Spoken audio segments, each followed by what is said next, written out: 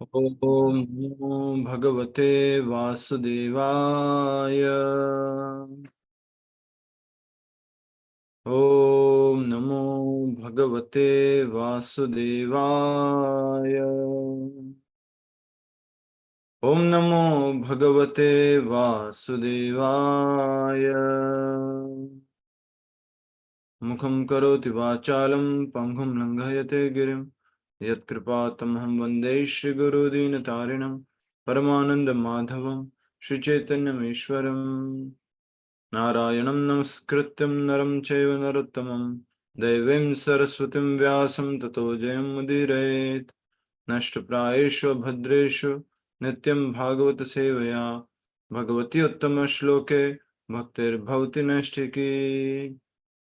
हरे कृष्ण कृष्ण कृष्ण हरे हरे, हरे राम राम राम हरे हरे। हरे कृष्ण। सभी भक्तों का स्वागत है आज के श्रीमद् भागवतम कथारूप कार्यक्रम में।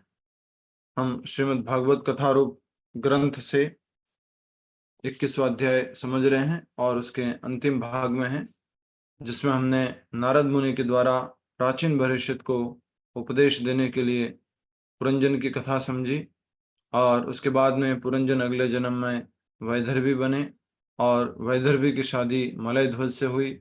मलय ध्वज की मृत्यु हुई और मलय ध्वज की मृत्यु के पश्चात जब वैदर्भी सती होना चाह रही थी, उसे अग्नि में प्रवेश करना चाह रही थी, तब पुरंजन का ही पुराना मित्र अर्थात उस वैदर्भी का ही पुराना मित्र, जो कि हर किसी का शाश्वत मित्र हैं, स्वयं परमात्मा एक ब्राह्मण के रूप में आते हैं और वैदर्भी को ज्ञान देते हैं, शिक्षा देते हैं।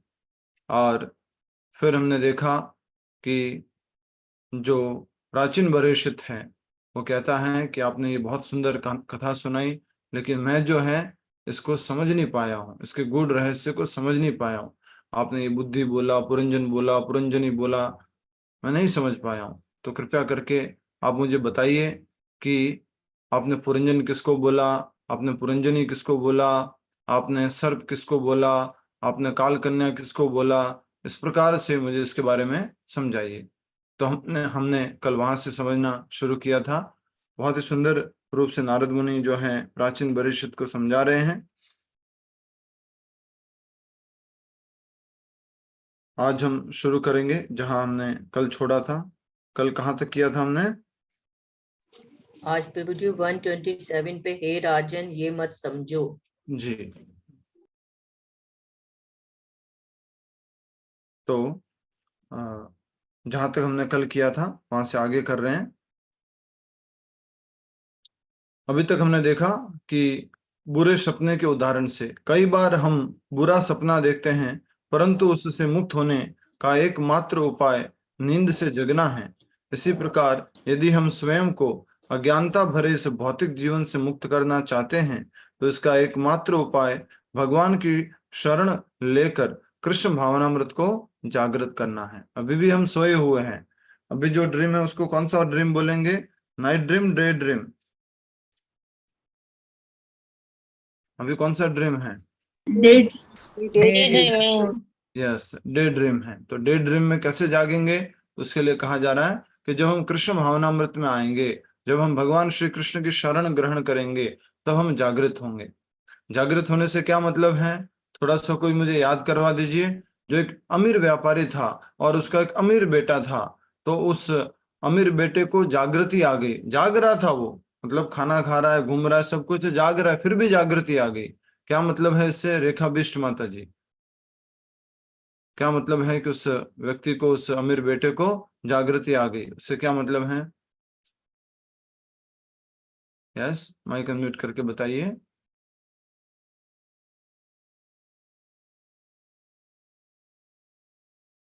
रेखा बिष्ट माता जी से पूछा है। जी प्रभु, इतना समय क्यों लग रहा है? ये भौतिक जीवन जो है नश्वर है और ईश्वर की आराधना ही वास्तव में सच्चा जीवन है। तो सर्वसाधारण उत्तर दिया आपने। कौन मदद करेगा मुझे? यस, सुशील जी।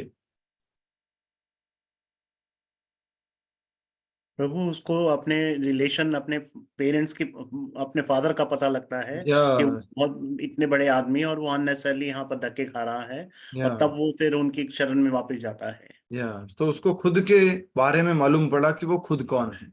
मैं एक अमीर पिता का बेटा हूं, और उस अमीर पिता के बारे में मालूम पड़ा, तो वो जागृत हो गया। समझ में आ रहा है आपको? हम सब लोग भी अभी सोए हुए हैं, हमारे को कोई जगाएगा। हमारे को कौन जगाएंगे?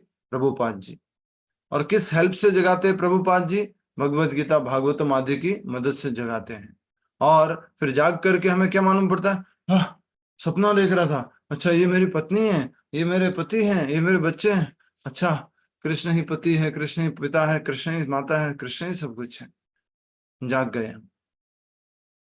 तो इस प्रकार से ये जागृत अवस्था में आने के लिए हमें भगवान श्री कृष्ण की शरण ग्रहण करनी चाहिए। नेक्स्ट, वास्तव में ऐसे निष्ठावान भक्त जो भगवान श्री कृष्ण की महिमा का निरंतर श्रवण करते हैं, वे शीघ्र ही भगवान को आमने सामने देखने की योग्यता प्राप्त कर लेते हैं। तो अगर हम हमेशा भगवान का स्मरण करते रहेंगे, भगवान का कीर्तन करते रहेंगे, तो आसानी से हम क्या होंगे? शुद्ध हो जाएंगे। और शुद्ध होकर के क्या योग्यता करेंगे? बोलो। भगवान को भगवान को आमने सामने सामने देख सकते हैं, देख देख सकते हैं। प्रभुपाद जी यहाँ कि शीघ्र ही भगवान को आमने सामने देखने की योग्यता प्राप्त करते हैं। एक्चुअली में स्वयं नारद मुनि कह रहे हैं। तो हम भी जब अपने आप को शुद्ध कर लेंगे, प्योर कर लेंगे, अलग अलग प्रकार के शक्तियों से मुक्त, तब हम योग्य हो जाएंगे भगवान के साथ साक्षात होने के लिए, आमना सामना करने के लिए, आमना सामना लड़ाई के लिए नहीं, आमने सामने दर्शन करने के लिए, प्रेम पूर्वक संबंध स्थापित करने के लिए। हे राजन, यह मत समझो कि वेदों में वर्णित कर्म कांडी अनुष्ठान करना ही जीवन का सर्वोच्च लक्ष्य है। आपके द्वारा किए गए असंख्य यज्ञों के कारण पृथ्वी कुश घास से आच्छादित हो गई है। अच्छा, ये कौन था? किसको समझा रहे हैं नेहा जैन माता जी?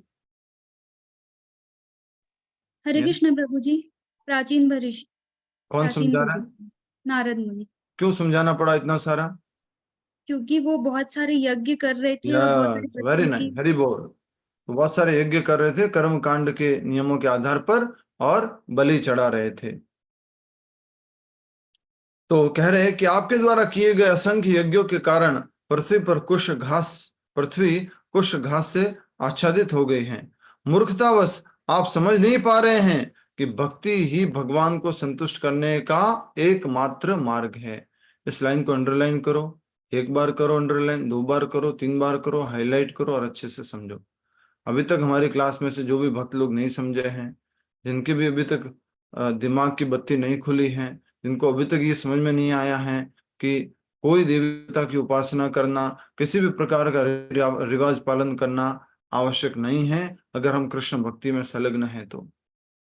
साफ साफ यहाँ पर नारद मुनि कह रहे हैं। आज के बाद आपके पास प्रश्न का उत्तर है। किसने कहा है? स्वयं नारद मुनि ने कहा है। क्या कहा? हे राजन, यह मत समझो कि वेदों में वर्णित कर्म कांडी अनुष्ठान करना ही जीवन का सर्वोच्च लक्ष्य है। जीवन में कर्म कांड के नियम पालन करना, कर्म कांड समझते हैं ना आप तो बहुत पुराने स्टूडेंट हैं, आप तो भगवत गीता भी पढ़ चुके हैं, भागवतम में चल रहे हैं।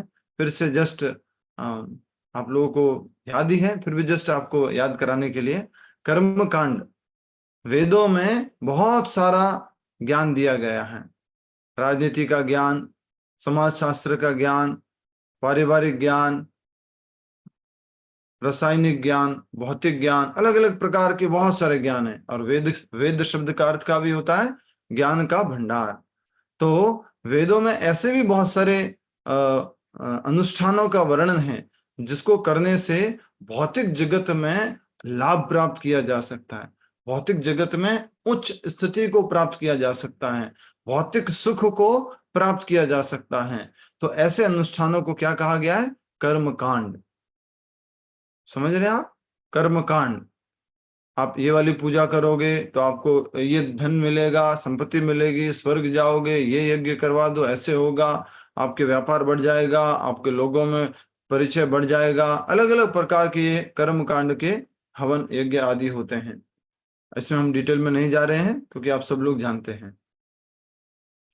आपके द्वारा किए गए असंख्य, सॉरी कहां पर थे हम, यस, आपके द्वारा किए गए असंख्य यज्ञों के कारण पृथ्वी कुश घास से आच्छादित हो गई है। मूर्खतावश, ध्यान से पढ़िए, नारद मुनि ने क्या बोला, बोलो एक बार फिर, मुंह से बोलो, माइक बंद रखते हुए, माइक मत खोलना। क्या बोला? मूर्खतावश, मूर्खतावश आप समझ नहीं पा रहे कि भक्ति ही भगवान को संतुष्ट करने का एक मात्र मार्ग है।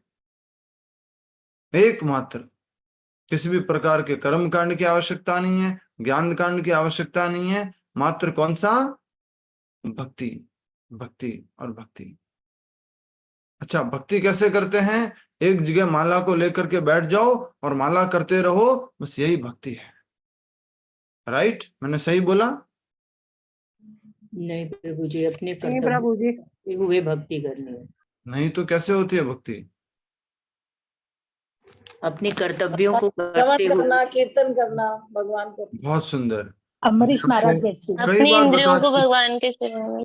बहुत बहुत धन्यवाद। कई बार कथा में बता चुका हूं, कभी जब भी भक्ति बोलते हैं, अरे भगवान की भक्ति किया करो, तो थोड़ा क्लियर पिक्चर होना है दिमाग के अंदर। भक्ति करने से अर्थ है कि अपने शरीर को, अपने मन को, अपनी इंद्रियों को भगवान की सेवा में लगाना। किस प्रकार लगाना? श्रवण करते करके, कीर्तन करके, भजन करके, स्मरण करके, प्रसाद पा करके, सेवा करके, किसी भी प्रकार से अगर हम अपनी इंद्रियों को भगवान की सेवा में लगाते हैं, उसको क्या कहेंगे? भक्ति। ठीक है। मूर्खतावश आप नहीं समझ पा रहे कि भक्ति ही भगवान को संतुष्ट करने का एकमात्र मार्ग है। भगवान ही सृष्टि के परम नियंता और प्रत्येक जीव के परम हितैषी मित्र हैं। सृष्टि के नियंता और प्रत्येक जीव के परम हितैषी मित्र हैं। ये भगवत गीता में कौन से श्लोक हैं कि भगवान हर एक जीव के परम हितैषी मित्र हैं? कोई भी बता दीजिए। हरे कृष्णा प्रभु जी, 15.15 5.29 यस, 5वें अध्याय का 29वां श्लोक। भोक्तारम यज्ञ तपसाम सर्वलोक महेश्वरम सुहृदम सर्वभूतानां ज्ञात्वा माम शांति मृच्छति। सुहृदम, सुहृदम का मतलब क्या है? सबका हितैषी हूं। जब मैं कह रहा हूं, कथा कर रहा हूं, तो अच्छे से सुनो। जब लिखने की बारी आए तो लिखो, और जब पढ़ने की बारी आए तो पढ़ो। सुहृदम, सुहृदम मतलब सबका हितैषी मित्र हूं। तो यहाँ पर भी भगवान कह रहे हैं, नारद मुनि कह रहे हैं भगवान के बारे में। इसलिए मनुष्य को अपना जीवन मंगलकारी बनाने के लिए उन्हीं के चरण कमलों का आश्रय लेना चाहिए। अपने जीवन को मंगलकारी बनाने के लिए, अपने जीवन में सब कुछ अच्छा अच्छा होने के लिए, अच्छा करने के लिए किसकी शरण लेनी चाहिए? मंजू तोड़ी माता जी बताएंगे। हाँ, जीवन को क्या करने के लिए किसकी शरण लेनी चाहिए?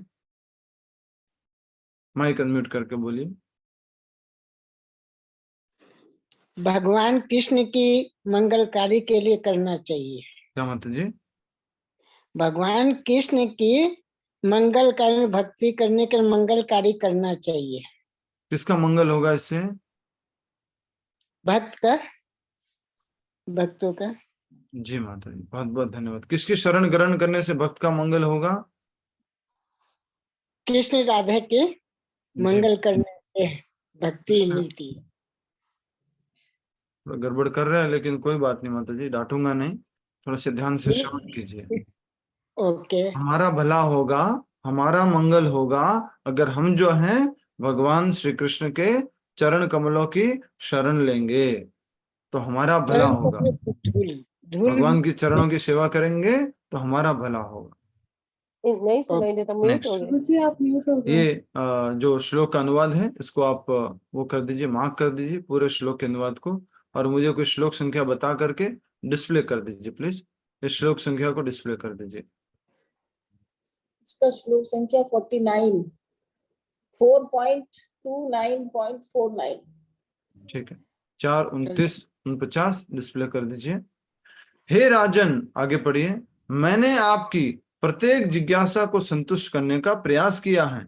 अब मुझसे एक और दृष्टांत सुनो। संत जनों ने इस प्रसंग को स्वीकार किया है और यह अत्यंत गुह्य है।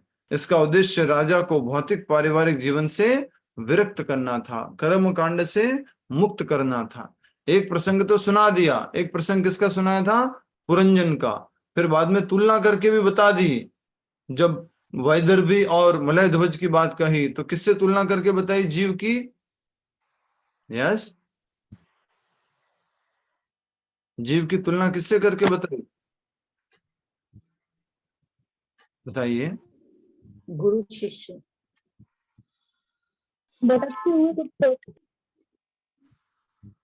बताइए बताइए बताइए, जो भी बताना चाहते हैं। 2 स्वॉन्स के साथ करी थी। जी, और कोई? देखिए जी, मंजू मुरारका माता जी, ध्यान करो ना, बच्चे वगैरह बोल रहे तो माइक बंद रखो ना प्लीज। यस, कौन बताएगा? और हरे कृष्णा प्रभु जी, नारद मुनि ने प्राचीन बरही को बताया। ठीक बात है। क्या एग्जाम्पल दिया था एक और, जो हमने कल बोला था, आपको होमवर्क भी दिया था समझने के लिए? बहुत बहुत धन्यवाद। कुत्ते का उदाहरण दिया था। जिस प्रकार एक कुत्ता जो है अलग अलग घरों में रोटी मांगने के लिए भूखा कुत्ता भटकता रहता है, वैसे ये जीवात्मा अलग अलग शरीर ग्रहण करते रहते हैं, अलग अलग लोकों में ग्रहण करते रहते हैं। तो एक और उदाहरण दिया था नारद मुनि ने। अब नारद मुनि फिर से एक दृष्टांत सुना रहे हैं। संत जनों ने इस प्रसंग को स्वीकार है और यह अत्यंत गुह्य है। शुरुआत में बोलने की इच्छा थी, लेकिन फिर अपने आप को पॉज किया। फिर बार बार मन में इच्छा हो रही है, फिर भी पॉज कर रहा हूं, बट बता देता हूं। लास्ट में हमने जिनके घर पे कीर्तन किया था, जहां से लाइव किया था पूरा कार्यक्रम कीर्तन का, क्लास में जो कैंसर से पीड़ित हो गए थे माता जी, साधना सचदेवा माता जी, जिनको स्वीटी नाम से भी जाना जाता था, आज उन्होंने सुबह शरीर छोड़ दिया और कृष्ण गति को प्राप्त किया है। हम सब लोग उनके लिए हरे कृष्ण महामंत्र का उच्चारण करेंगे 3 बार। हरे कृष्ण कृष्ण कृष्ण हरे हरे, हरे राम राम राम हरे हरे, हरे कृष्ण कृष्ण कृष्ण हरे हरे, हरे राम राम राम हरे हरे, हरे कृष्ण कृष्ण कृष्ण हरे हरे, हरे राम राम राम हरे हरे।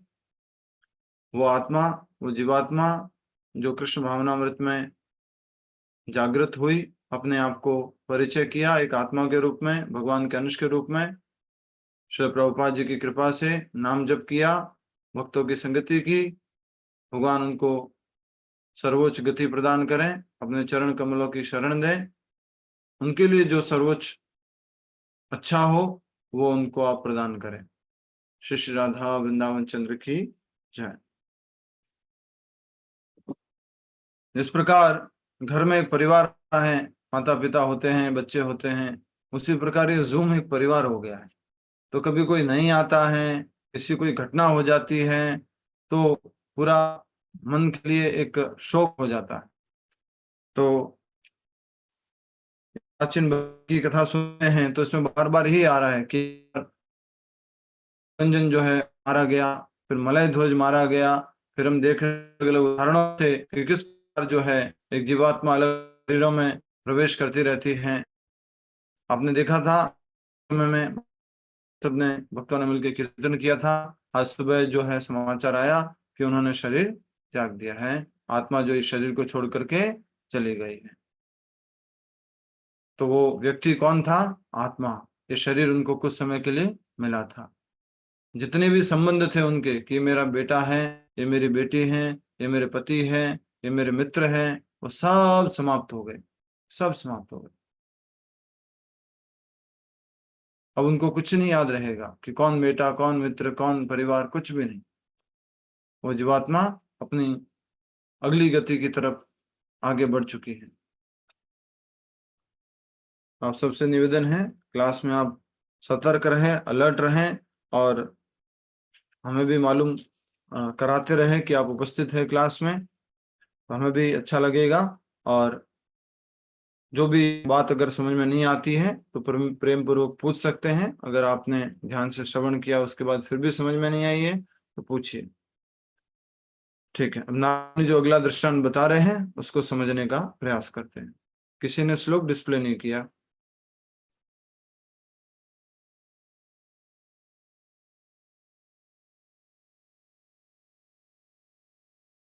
माताजी, श्रीमद् भागवतम के चौथे स्कंद का 29वें अध्याय का 49वां श्लोक, नारद मुनि जो प्राचीन भविष्य को बोल रहे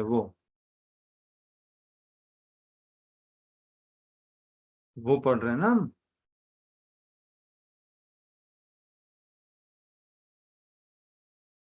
ठीक है, डिस्प्ले कर लीजिएगा, हम आगे पढ़ेंगे। हे राजन, एक समय एक सुंदर उद्यान में एक हिरण अपनी पत्नी के साथ हरी हरी घास चर रहा था। चूंकि वह भंवरों को मधुर गुंजन को सुनते हुए घास खाने में पूरी तरह निमग्न था, वह पूरी तरह बेखबर था कि उसके सामने शेर काल खड़ा है और पीछे से शिकारी मृत्यु अपना धनुष बाण लिए उस पर निशाना साधे हुए हैं। ये देख सकते हैं 49वां श्लोक है। थोड़ा बड़ा कर देंगे, थोड़ा ऊपर कर दीजिए। आस्तेर्यदर्भे प्राग्रगेहे का कात्स्निर्न क्षितिमण्डलम स्तब्धो बर्हध्वाम धाम्नानि कर्म नावेश यत्परम तत्कर्म हरितोषम यत्सा विद्यात् तन्मतिर्यया। अनुवाद, translation. Yes. My dear king, the entire world is covered with the sharp points of kushagrass, and on the strength of this, you have become proud because you have killed various types of animals in sacrifice. Because of your foolishness, you do not know that devotional service is the only way. फिर से लिखा पढ़िए, because of your foolishness, you do not know that devotional service is the only way one can please the Supreme Personality of Godhead. You cannot understand this fact. Your only activities should be those that can please the Personality of Godhead. Our education should be such that we can become elevated to Krishna consciousness. इस प्रकार से बहुत ही इस सुंदर श्लोक के माध्यम से इसका अनुवाद हम पढ़ चुके थे, जो यहाँ पर कहा गया था। हे राजन, यह मत समझो कि वेदों में वर्णित कर्म कांडी अनुष्ठान करना ही जीवन का सर्वोच्च लक्ष्य है। आपके द्वारा किए गए असंख्य यज्ञों के कारण पृथ्वी कुश घास से आच्छादित हो गई है। मूर्खतावश आप समझ नहीं पा रहे हैं कि भक्ति ही भगवान को संतुष्ट करने का एकमात्र मार्ग है। भगवान ही सृष्टि में के परम नियंता और प्रत्येक जीव के परम हितैषी है। इसलिए मनुष्य को अपना जीवन मंगलकारी बनाने के लिए उनके चरण कमलों का आश्रय लेना चाहिए। हो सकता है इसमें 50वां श्लोक भी इंक्लूड है, जिसमें साफ साफ बोला है कि जीव को भगवान के चरण कमलों की शरण ग्रहण करनी चाहिए। जल्दी से बताइए डॉक्टर नीलम माता जी, अब नारद मुनि ने कौन सी स्टोरी शुरू कर दी है? अब नारद मुनि क्या बताना शुरू कर दिए प्राचीन भविष्य को? स्टोरी में क्या बता रहे हैं? एक हिरण अपनी पत्नी के साथ हरी हरी घास चर रहा था। हाँ, बहुत सुंदर। क्यों? तो एक हिरण जो था वो अपनी पत्नी के साथ, हिरण और हिरणी, एक हरी हरी घास चर रहे थे। और हरी हरी घास चर रहे थे, वो इतना ज्यादा घास चरने में, खाने में व्यस्त थी कि उसको क्या समझ में नहीं आया सामने कौन खड़ा हुआ है। उसका काल। सामने देखो क्या लिखा हुआ है। शेर। हाँ, उसके सामने शेर काल खड़ा है और पीछे एक शिकारी मृत्यु अपना धनुष बाण लिए उस पर निशाना साधे हुए हैं। एक तरफ तो मृत्यु और काल, सामने काल, एक तरफ शिकारी पीछे की तरफ और आगे की तरफ जो है शेर खड़ा हुआ है। यद्यपि एक भौतिकवादी चारों ओर से खतरे देखता है, परंतु फिर भी वह अपने पारिवारिक जीवन रूपी उद्यान में भोग करता रहता है और अपने बच्चों की तोतली बोली भंवरों के गुंजन जैसी मधुर लगती है। तो एक सांसारिक व्यक्ति, पारिवारिक व्यक्ति किसमें व्यस्त रहता है? अपने परिवार में, बच्चों में, पोतों में। आप में से बहुत सारे लोग हैं गुड़गांव में रहते हैं जिनको मैं जानता हूं। कितनी बार बोला मैंने उनको, माता जी मिल ले घर पे, थोड़ा सत्संग कर ले, थोड़ा सा नाम जप कर ले। नहीं प्रभु जी अभी पोतों का ये चल रहा है, नहीं प्रभु जी अभी ऐसा है, नहीं प्रभु जी। एक बार भी नहीं मिले अभी गुड़गांव में रहते हुए भी। हमने प्रयास किया उसके बाद भी। हम भौतिक में भोग, परिवार के में, बच्चों के पोतों के इतना हैं कि हमें मालूम है कि काल कब आ गया, शेर कब आ गया, कौन खड़ा हुआ है? शिकारी। मृत्यु कब आ गई और मृत्यु निशाना साध करके खड़ी हुई है। आपको ये उदाहरण समझ में आया? मीरा गुप्ता माता जी, क्या उदाहरण दिया गया है, जल्दी से बताइए। प्रभु जी, अपने परिवार में इतना आदमी भौतिक सुख में लिप्त है कि आगे भी शेर खड़ा है काल और पीछे भी शिकारी मौत खड़ी है, लेकिन कुछ पता नहीं चल रहा है और उसी में मग्न है अपने परिवार में। कौन मग्न है? शिकारी किसके सामने खड़ा है और किसके पीछे जो है? पीछे शिकारी खड़ा है, आगे शेर खड़ा है। हिरण और जैसे हम लोग हैं, जैसे हिरण और हिरणी जो हैं अपने परिवार के साथ में घास खाने में व्यस्त हैं, वैसे हमारे जीवन में एक दिन क्या हो जाती है?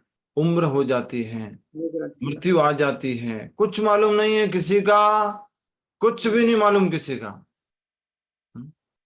वो आपने अगर टीवी में देखा होगा, आप में से कोई प्लीज डिस्प्ले कर सकते हो तो वो डिस्प्ले कर देना। भक्त भागवत का इंटरव्यू, जिसमें बोला कि भक्ति तो बाद में करनी चाहिए, और छोटे से बच्चे ने बताया कि मृत्यु कभी भी आ सकती है, इसलिए भक्ति अभी से करो। कृपया करके आप में से वो 4 मिनट का एक इंटरव्यू है, वो आप डिस्प्ले कर सकते हैं। ग्रुप में मैं कई बार शेयर कर चुका हूं। अच्छा, इसका एक और उदाहरण दिया गया श्रीमद् भागवतम में। किसी को याद है कि व्यक्ति अपने जीवन में व्यस्त रहता है? यस,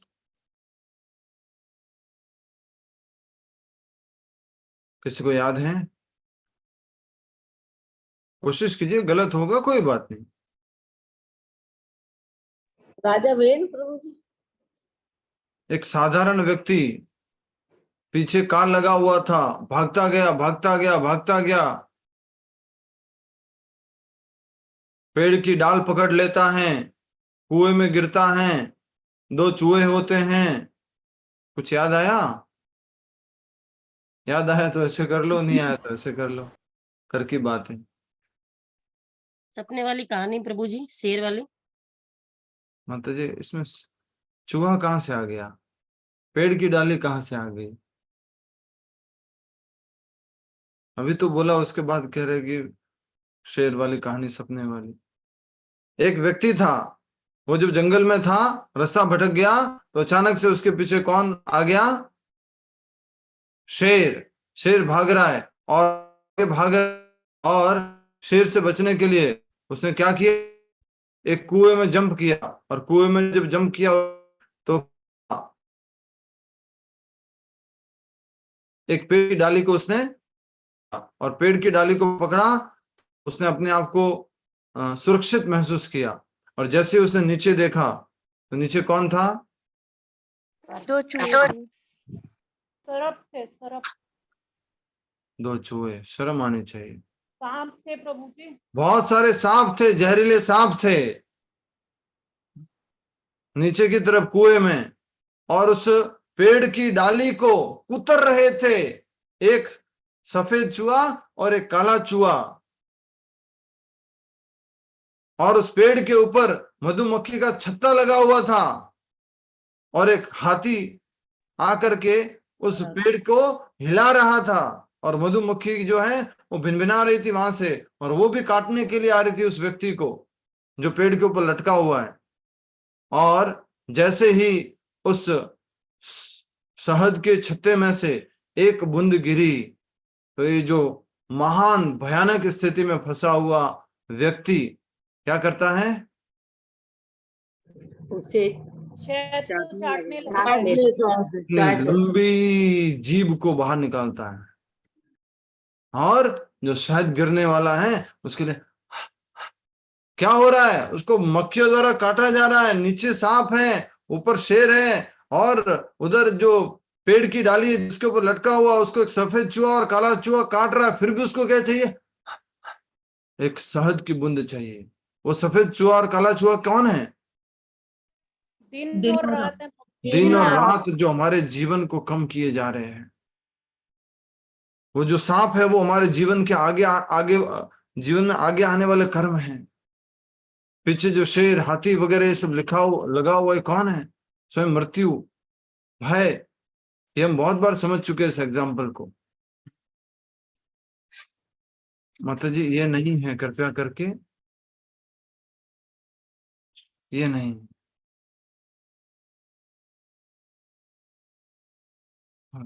बंद कर दीजिए। और नीचे वाला दिख रहा है आपको?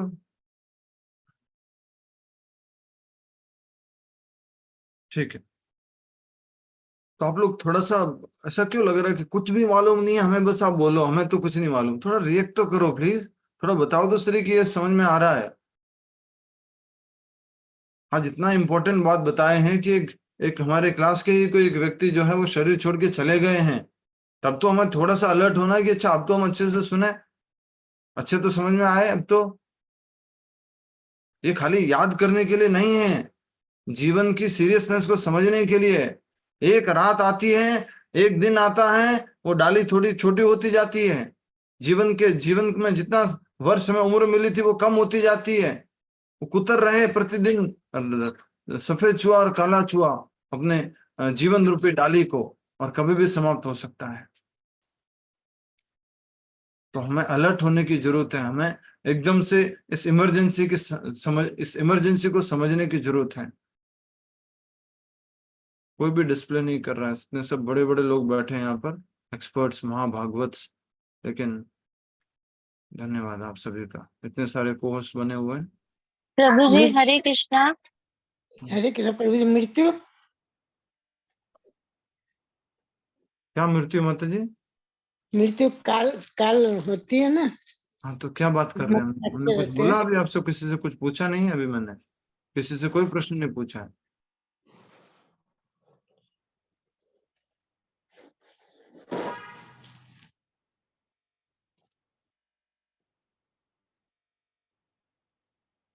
हरे कृष्णा प्रभु जी। वो बोलिए। भागवत का इंटरव्यू, भागवत भक्त का इंटरव्यू उसमें था, इंडिया गॉट टैलेंट पे आया था, तो वो 4 मिनट्स का है जिसमें वो बताते हैं कि मृत्यु का कोई टाइम नहीं है।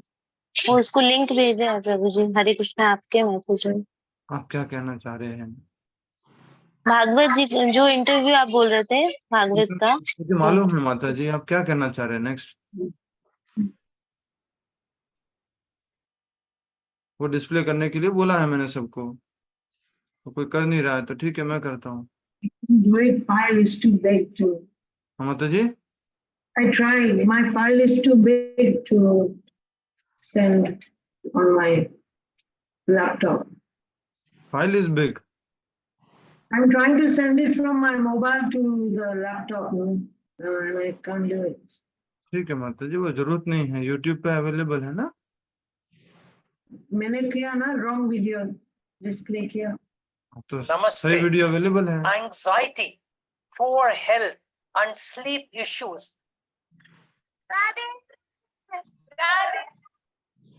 Hello. Hi. Hello. Cholo. Hare Krishna. Bolo. Hare Krishna, Hare Krishna, Krishna Krishna. आपका नाम क्या है? भागवत दास ब्रह्मचारी। भागवत जी आप तो आपको ऑडियो बहुत सुनाई दे रहा है? प्यारे हैं, ऑडियो? बहुत सुंदर है, ऑडियो नहीं आ रहा है? आपका फेस जी आ रहा है प्रभु जी, है, ऑडियो आ रहा है। आप कृष्ण जी खुद लग रहे हैं।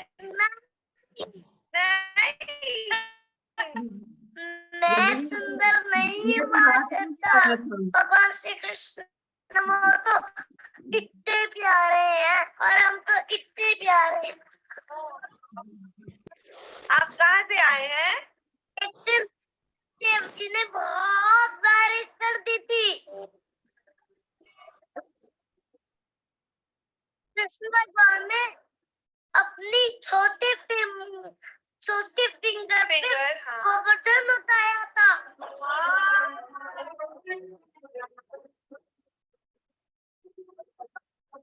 वही गोवर्धन में रहता हूँ मैं।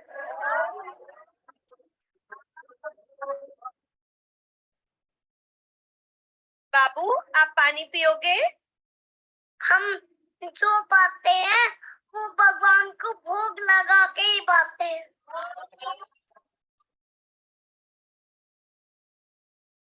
बाबू एक बात बताओ, आप इतनी छोटी सी उम्र में कैसे भक्ति में लीन हो गए? अभी तो लाइफ पड़ी है, इसमें लाइफ पड़ी है, मृत्यु कभी भी आ सकती है। समझ में आया? मैं इस पॉइंट के लिए वीडियो ऑन किया था। हाँ, भागवत जी आप इतनी छोटी उम्र में भक्ति में कैसे आ गए? तो बोल रहे हैं किसने कहा कि लाइफ बहुत बड़ी है, बहुत लंबी है, मृत्यु कभी भी आ सकती है। ये हम भगवत गीता में, भागवत में बार बार सुनते हैं, लेकिन छोटे बच्चे के मुख से सुना तो आपको और अच्छा लगेगा। में लीन हो गए। अभी तो लाइफ पड़ी है, किसने खा दिया? चले हमें तेरी भक्ति करना शुरू कर देना नहीं।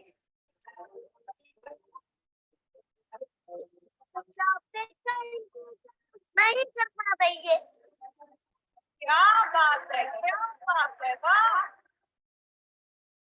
भगवान का तो क्लास फूल करते हैं, छाए में फूल थोड़ी चढ़ते हैं।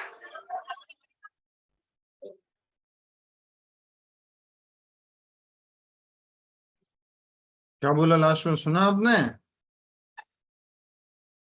भागवत जी कौन बताएगा क्या सुना आपने लास्ट में?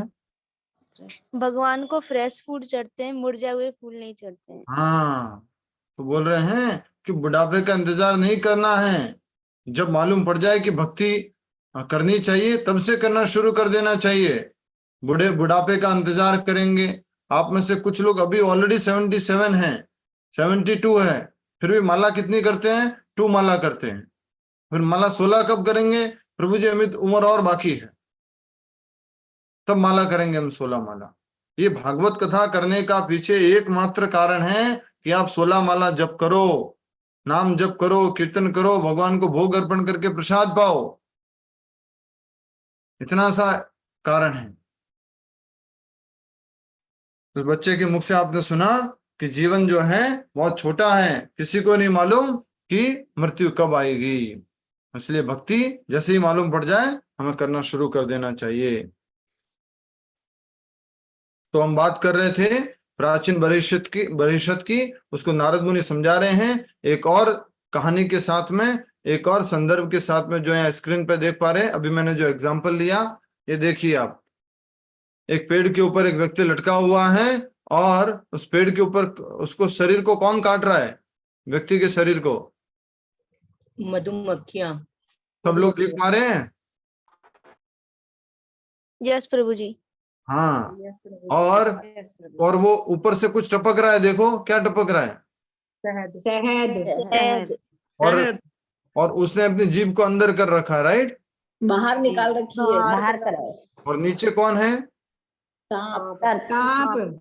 और ऊपर उस डाली को कौन कुतर रहा है? चूहे। एक सफेद चूहा और एक काला चूहा। वो काट देंगे तो भी व्यक्ति गिर के नीचे गिरेगा और उनके सांपों के द्वारा मारा जाएगा। और एक तरफ से हाथी भी झाड़ को तोड़ रहा है। हाथी जो है उस पूरे पेड़ को हिला रहा है। इस प्रकार हमारी स्थिति है भौतिक जगत में, लेकिन हम तो क्या है, किसमें व्यस्त है बोलो? माया में, शहद लेने में, शहद खाने में, भौतिक जगत के इस भोगों में व्यस्त है। हम सब की स्थिति ऐसी है, लेकिन माया बहुत पावरफुल है, बहुत ताकतवर है। अच्छे अच्छे ज्ञानियों को भी ये याद नहीं रहता कि मैं शहद खाने में बिजी हूं और मेरी मृत्यु कभी भी आ सकती है। प्रभुपाद जी एक और उदाहरण देते हैं, जो बुचर खाना होता है। बुचर खाना क्या होता है? कत्ल खाना, जहाँ पशुओं को हाँ, मारा पशुओं का जाता है। वध होता है। जहाँ पे पशुओं की हत्या की जाती है, वहां पर जो है एक भेड़ को या बकरे को लाया जाता है और उसको क्या दी जाती है? घास। और वो घास बकरा खाता है, खा रहा है, खा रहा है, खा रहा है। थोड़ी देर बाद क्या होने वाला है? उसको मारने कटने वाला वाला है। कटने वाला है। एक बकरा कट गया, दूसरा बकरा आया है वहां पर और वो उस घास को खा रहा है। अब उसको भी ये मालूम नहीं पड़ रहा है कि नेक्स्ट मेरी बारी है। वैसे ही हम सब लोग इस मौत के घाट उतरने वाले हैं। ये स्ट्रॉन्ग शब्द उपयोग किए गए नारद मुनि द्वारा। जिस प्रकार से एक हिरण और उसकी हिरणी पत्नी दोनों वो हरी हरी घास खाने में व्यस्त हैं, आगे काल रूपी शेर आ चुका है, पीछे जो है मृत्यु रूपी शिकारी आ चुका है, लेकिन वो अपने उस भौतिक भोगों में व्यस्त हैं और किसी भी प्रकार से भक्ति या कुछ भी ऐसा कोशिश नहीं कर रहे हैं जिससे कि वो बार बार जन्म मृत्यु के चक्र से मुक्त हो जाए। ठीक है, आगे पढ़िए। यद्यपि एक भौतिकवादी चारों ओर से खतरे देखता है, परंतु फिर भी वह अपने पारिवारिक जीवन रूपी उद्यान में भोग करता रहता है और उसे अपने बच्चों की तोतली बोली भंवरों के गुंजन जैसी मधुर लगती है। भंवरों का गुंजन लगता है, छोटे बच्चों की बोली। जैसे मान लीजिए आपका पोता है, आपको क्या बोलते हैं? डाडी डाडी वो मुझे खिलौना दो ना डाडी डाडी। आपके लिए तो हो मेरा बेटा, मेरा पोता, इतना वो मन को संतुष्टि होती है। छोटा बच्चा बोलता है पापा पापा मम्मी, उसमें तो हम तो पूरे पागल हो जाते हैं, फ्लैट। वही कहा जा रहा है कि हम परिवार में इस तरह से बिजी रहते हैं, व्यस्त रहते हैं कि बच्चों की बोली वगैरह जो भंवरों की गुंजन जैसी मधुर लगती है।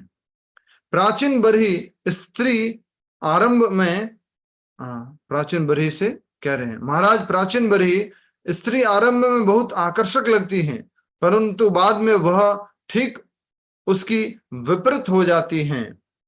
यह उसी प्रकार है जिस प्रकार एक ताजा फूल आरंभ में बहुत सुंदर दिखता है, परंतु मुरझा जाने पर उसकी सुंदरता समाप्त हो जाती है। स्त्री के संग में व्यक्ति कामों की इच्छाओं के जंजाल में फंस जाता है और उसी प्रकार मैथुन जीवन को भोगता है जिस प्रकार व्यक्ति फूल की सुगंध लेता है। अपने जीवा और जननेंद्रियों को भरपूर भोग कर वह मोहग्रस्त अपने परिवार की चार दीवारी में संतुष्ट रहता है। वह अपनी पत्नी एवं बच्चों की बातों में अति सुख का अनुभव करता है। इस सुख में पूरी तरह निमग्न होकर भूल जाता है कि किस प्रकार उसके सम्मुख खड़ा काल हर दिन और हर रात के साथ उसके जीवन को घटाता जा रहा है। इतना ही नहीं, मृत्यु के अधीक्षक उसके पीछे निशाना साधकर खड़े होते हैं, परंतु विस्मृति की इस अवस्था में वह उनकी परवाह नहीं करता। और उसको किस उदाहरण से समझ सकते हैं कि हम सब लोगों को मालूम होते हुए भी कि मृत्यु है, मृत्यु सत्य है, ये जन्म मृत्यु का चक्र है, पुनर्जन्म होता है। तो उदाहरण दिया गया है एक बिल्ली का। बिल्ली को मालूम है कि आगे कौन खड़ा हुआ है, कुत्ता खड़ा हुआ है, या चूहे का जिसको मालूम है कि बिल्ली खड़ी हुई है, पर फिर भी वो क्या कर लेता है? बोलो बोलो। पानी में खड़ा लगा रहता, बताओ, आंख बंद कर लो। भावना साहू जी बताइए। फिर भी वो अपनी भौतिक इच्छाओं की पूर्ति में लगा रहता है। आंखें बंद कर लेता है। आंखें बंद कर लेता है। आंखें बंद कर लेता है। नहीं, कुत्ता नहीं है, कुत्ता नहीं है। वैसे ही हम सब लोग इस भौतिक जगत में अंधकार में रहना चाहते हैं। नहीं, मृत्यु वगैरह नहीं होती है, नहीं पुनर्जन्म नहीं होता है, नहीं बार बार ये जन्म मृत्यु का चक्र नहीं होता है, नहीं कर्म कुछ नहीं होते हैं, नहीं पाप कुछ नहीं होता है। इस प्रकार से हम अपनी आंखें बंद कर लेना चाहते हैं, लेकिन मृत्यु सामने खड़ी है।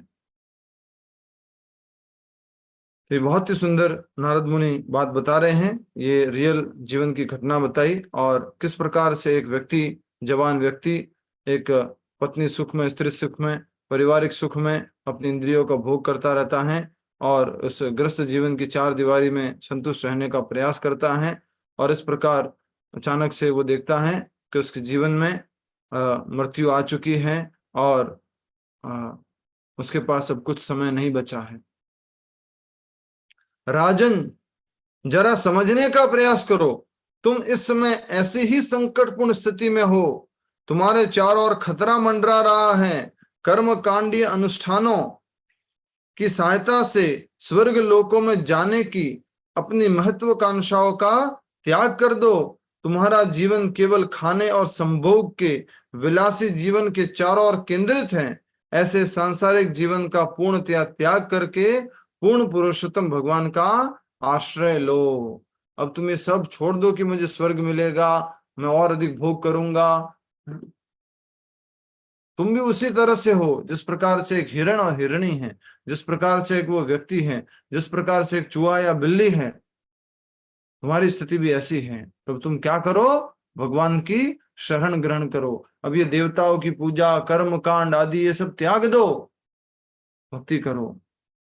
समझ में आ रहा है? यस और नो? ये यस है, ये नो है। इशारा कीजिए। मंजू तोड़ी माता जी ऐसे बैठे हुए, पूछ रहा हूँ कुछ माता, समझ में आ रहा है कि नहीं आ रहा? आपका नाम मंजू तोड़ी है? नहीं आ रहा, उन्होंने बोल दिया, मंजू तोड़ी माता जी ने बोल दिया नहीं आ रहा है। ये नहीं आ रहा है और ये आ रहा है। ठीक है, देखिए कई बार फिर समय इसमें निकल जाता है। आप चाहो तो मैं कंटिन्यू कर सकता हूँ, बस चलता रहूं चलता रहूं चलता रहूं। कोई दोबारा पढ़ने की जरूरत नहीं, कोई दूसरा उदाहरण समझने की जरूरत नहीं। हाँ, प्रेम नाम से कौन है? क्या नाम है आपका? मैं प्रेमलता माता जी। यस माता जी, समझ में आ रहा है? हाँ प्रभु, आ रहा है। तो नारद मुनि राजन को कह रहे, राजा प्राचीन बरही को, कि तुम इस संकटपूर्ण स्थिति को समझने का प्रयास करो। तुम इसी स्थिति में हो, चारों ओर तुम्हारे खतरा मंडरा रहा है, लेकिन तुम क्या कर रहे हो? बहुत इच्छा लगाए हुए हो कि मैं स्वर्ग में जाऊंगा अनुष्ठान आदि करके और मैं अधिक इंद्रिय भोग करूंगा और इस प्रकार से मैं हमेशा स्वतंत्र और खुश रहूंगा। तो नारद मुनि कह रहे हैं नहीं, तुम ये सब कुछ त्याग दो और भगवान श्री कृष्ण की पूर्णतया शरण ग्रहण करो, उनका आश्रय लो। ठीक है, नेक्स्ट। राजा प्राचीन बरही ने कहा, हे ब्राह्मण, राजा प्राचीन बरही ने कहा, हे ब्राह्मण, आपने जो भी कहा मैंने बहुत ध्यानपूर्वक सुना। ये ब्राह्मण कौन है बोलो? नारद मुनि, वो मत समझ लेना जो परमात्मा के रूप में ब्राह्मण आया था। हे ब्राह्मण, आपने जो भी कहा मैंने बहुत ध्यान पूर्वक उसे सुना है। इस विषय पर ध्यान पूर्वक मनन करने के पश्चात मैं इस निष्कर्ष पर पहुंचा हूं कि जिन आचार्यों ने मुझे इन कर्म कांडों में नियुक्त किया था वे कृष्ण भक्ति के गुह्य ज्ञान से अनजान थे, अन्यथा वे क्यों मुझे इसका ज्ञान नहीं देते। आप भी आज के बाद ये कहोगे। सब ऊपर देखो प्लीज, अटेंशन। मैं थोड़ा सीरियस हूँ, आप लोग समझ नहीं रहे हो मेरी बात को, मेरे भाव को समझ नहीं रहे हो। हमने भी सुना था कि शिव जी की पूजा करो, गणेश जी की पूजा करो, हनुमान जी की पूजा करो, माता की पूजा करो, व्रत आदि रखो। हमने भी सुना था, बहुत सारे पंडित जी ने, पुजारियों जी ने, महात्मा जी ने बोला था, करते हैं, करते थे। लेकिन जब प्रभुपाद जी के संपर्क में आए, प्रभुपाद जी के भक्तों के संपर्क में आए, तब हमने रियलाइज किया कि उन लोगों को भगवान की भक्ति के बारे में कुछ भी नहीं मालूम। सेम प्राचीन बरही कह रहा है, इतना सुनने के बाद, पुरंजन की कथा सुनने के बाद, आत्मा को कुत्ता रूप में समझने के बाद, आत्मा परमात्मा को दो हंस समझने के बाद, आत्मा के बारे में एक उसको हिरण के उदाहरण से समझाने के बाद, परमात्मा और आत्मा मित्र है इस उदाहरण को अच्छे से समझाने के बाद, ये प्राचीन बरहिषित क्या कह रहा है कि मैंने जिन लोगों से सुना था देवताओं की पूजा के बारे में, कर्म कांड के बारे में, आपको सुनने के बाद में मालूम पड़ा कि उन लोगों को कृष्ण भक्ति के बारे में कुछ भी मालूम है ही नहीं। वो लोग तो इतना ही जानते थे, बस ये करोगे तो ये मिलेगा, ये करोगे तो ये मिलेगा, ऐसी पूजा करोगे तो ऐसा घर मिलेगा, ऐसे अनुष्ठान करोगे तो ऐसे स्वर्ग को भोग करोगे। तो दुनिया में कर्म कांड में लगाने वाले कितने मिलेंगे? हजारों। कितने मिलेंगे बोलो एक बार, अपने स्थान पे बैठे बैठे बोलो, कितने मिलेंगे? बहुत सारे हजारों। हजारों। माइक बंद रखो, अपने स्थान पर बोलना है, नहीं तो फिर सब बोलेंगे तो बहुत सारी आवाजें हो जाएगी ना। हजारों मिलेंगे। भक्ति में लगाने वाला कितना मिलेगा? पर पलड़ा भारी किसका है? 1000 कर्म कांड का कि एक भक्ति का? एक भक्ति का। इसको समझो अच्छे से। हजारों कर्म कांड कर दिए, हजारों समय यज्ञ कर दिए, बहुत सारी चीजें कर दी, लेकिन अगर भगवान की भक्ति, नाम जप, कीर्तन, भजन नहीं किया तो ये सब कुछ व्यर्थ है। एक बार अगर आपने अच्छे से बोला हरे कृष्णा, वो भारी है, कई गुना भारी है उन हजारों कर्म कांड से।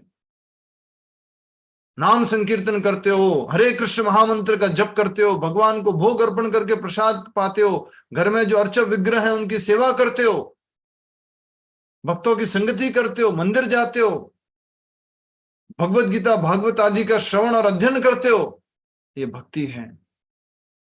इस मार्ग पर हम लोगों को भी किसी ने गाइड नहीं किया था। अगर हम रामायण भी पढ़ते थे या कुछ हनुमान चालीसा पढ़ते थे, हमारे मन में क्या रहता था? ये भगवान सुख शांति देना, बच्चों का अच्छा करना, अच्छी एजुकेशन हो जाए, हमारा भला हो जाए। यस और नो? ये यस है, नो है? बताओ, क्या आप भी इस प्राचीन बरही के जैसे महसूस करते हो, फील करते हो कि यस पूजा तो हमने की है बचपन से, यस व्रत तो हमने किए है बचपन से, यस मैंने जो है अनुष्ठान यज्ञ आदि किए हैं मैंने बचपन से, लेकिन भक्ति के बारे में कि भक्ति इतनी महत्वपूर्ण है कभी नहीं समझा था। ये प्राचीन बरहिष बोल रहा है, स्वयं जीवात्मा बोल रही है नारद मुनि से। प्रभु जी, एक गलत फहमी तो ये भी थी कि हम जो भी पूजा कर रहे थे वही भक्ति है समझते थे। यस, उसको ही भक्ति समझते थे। बहुत सुंदर बताया आपने कि हम ये जो पूजा कर रहे हैं ये भक्ति है। स्वयं जयलक्ष्मी माता जी बोल रहे हैं 80 साल के एक्सपीरियंस के साथ में, जो भी हम पूजा करते थे उसको हम भक्ति समझते थे, वो भक्ति नहीं है। देखिए फिर से प्राचीन बरही ने क्या कहा, हे ब्राह्मण, आपने जो भी कहा मैंने बहुत ध्यानपूर्वक उसे सुना है। इस विषय पर ध्यानपूर्वक मनन करने के पश्चात मैं इस निष्कर्ष पर पहुंचा हूं कि जिन आचार्यों ने मुझे इन कर्म कांडों में नियुक्त किया था वे कृष्ण भक्ति के गुह्य ज्ञान से अनजान थे। वो आचार्य भी क्या थे? अनजान थे, अन्यथा वे क्यों मुझे इसका ज्ञान नहीं देते। ज्यादातर पुजारी जी, गुरु जी, महात्मा जी क्या आपको आशीर्वाद देंगे? खूब आगे बढ़ो, खूब धन संपत्ति कमाओ, खूब परिवार का ध्यान रखो। प्रभुपाद जी ने हमें सही मार्ग पर लगाया है, भक्ति के मार्ग पर लगाया है। नारद मुनि कह रहे हैं, स्वयं प्राचीन बरही कह रहा है, नारद मुनि ने जब समझाया उसके बाद। नेक्स्ट, वैदिक शास्त्रों के सार से संबंधित आपने मेरे समस्त संशयों को छिन्न छिन्न कर दिया है। मैं अब समझ सकता हूं कि महान ऋषिगण भी अक्सर जीवन के सच्चे उद्देश्य को लेकर भ्रमित रहते हैं। प्रभु जी नहीं, वो गुरु जी बताए थे, उनके इतने सारे फॉलोअर है। प्रभु जी नहीं, उन्होंने बताया था, वो महाराज जी ने बताया था, वो पहुंचे, वो महाराज जी ने बताया था। प्राचीन बरहिषित क्या कह रहे हैं? बड़े बड़े संत लोग जीवन के उद्देश्य को लेकर भ्रमित हैं, नहीं जानते कि क्या करना है। बड़े बड़े महान संत लोग नहीं जानते। प्रभुपाद जी कहते हैं कि 3 साल की जो ये बेटी है ना, श्याम सुंदर प्रभुपाद जी का एक शिष्य था, ये जानती है कि भक्ति क्या है। उससे पूछा गया, who is Krishna? Krishna is supreme personality of God है, कृष्ण परम भगवान। वो जाके पूछते, डू यू नो कृष्णा? बोलते वो दूसरे लोग को बोलते नो। तो वो क्या कहती, Krishna is supreme personality of God head, Krishna परम भगवान है। परंतु मेरा एक प्रश्न और है, इसका भी निवारण कीजिए। कहा जाता है कि व्यक्ति अपने इस जीवन के कार्यों का फल अपने भावी जीवनों में भोगता है, परंतु मृत्यु के समय व्यक्ति अपने इस शरीर को त्याग कर नया शरीर प्राप्त करता है। फिर यह कैसे संभव है कि वह किसी दूसरे शरीर में किए गए कर्मों के अच्छे बुरे फलों को उस शरीर में भोगे? तो एक और प्रश्न आ गया प्राचीन भविष्य का कि चलो ये तो समझ में आ गया मुझे कि भक्ति करनी चाहिए। अब एक बात बता दो कि मैंने सुना है कि व्यक्ति जो है अपने कर्मों का फल अगले जीवन में भोगता है, तो ये शरीर तो छोड़ देगा, दूसरा नया शरीर धारण करेगा। तो ये कैसे संभव है कि वह किसी दूसरे शरीर में किए गए कर्मों के अच्छे तथा बुरे फलों का उस शरीर में भोगे? किसी और शरीर में किया था काम मैंने, तो इस शरीर में मैं क्यों भोगू? क्यों भोगेगा वो? ये प्रश्न पूछा है। किसने? प्राचीन बरेशित ने। नारद मुनि ने कहा, सब लोग पढ़ रहे अपनी किताब में? जिन जिन भक्तों के पास किताब है वो सब लोग ऊपर कीजिए एक बार। चंद्रकला माता जी किताब,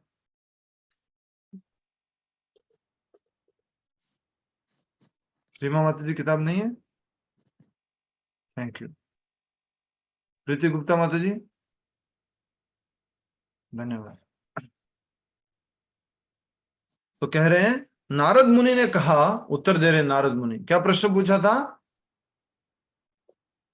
क्या प्रश्न पूछा था कि कर्मों का फल किसी और शरीर में क्यों मिलता है? शरीर बदल गया फिर कर्मों का फल क्यों मिल रहा है?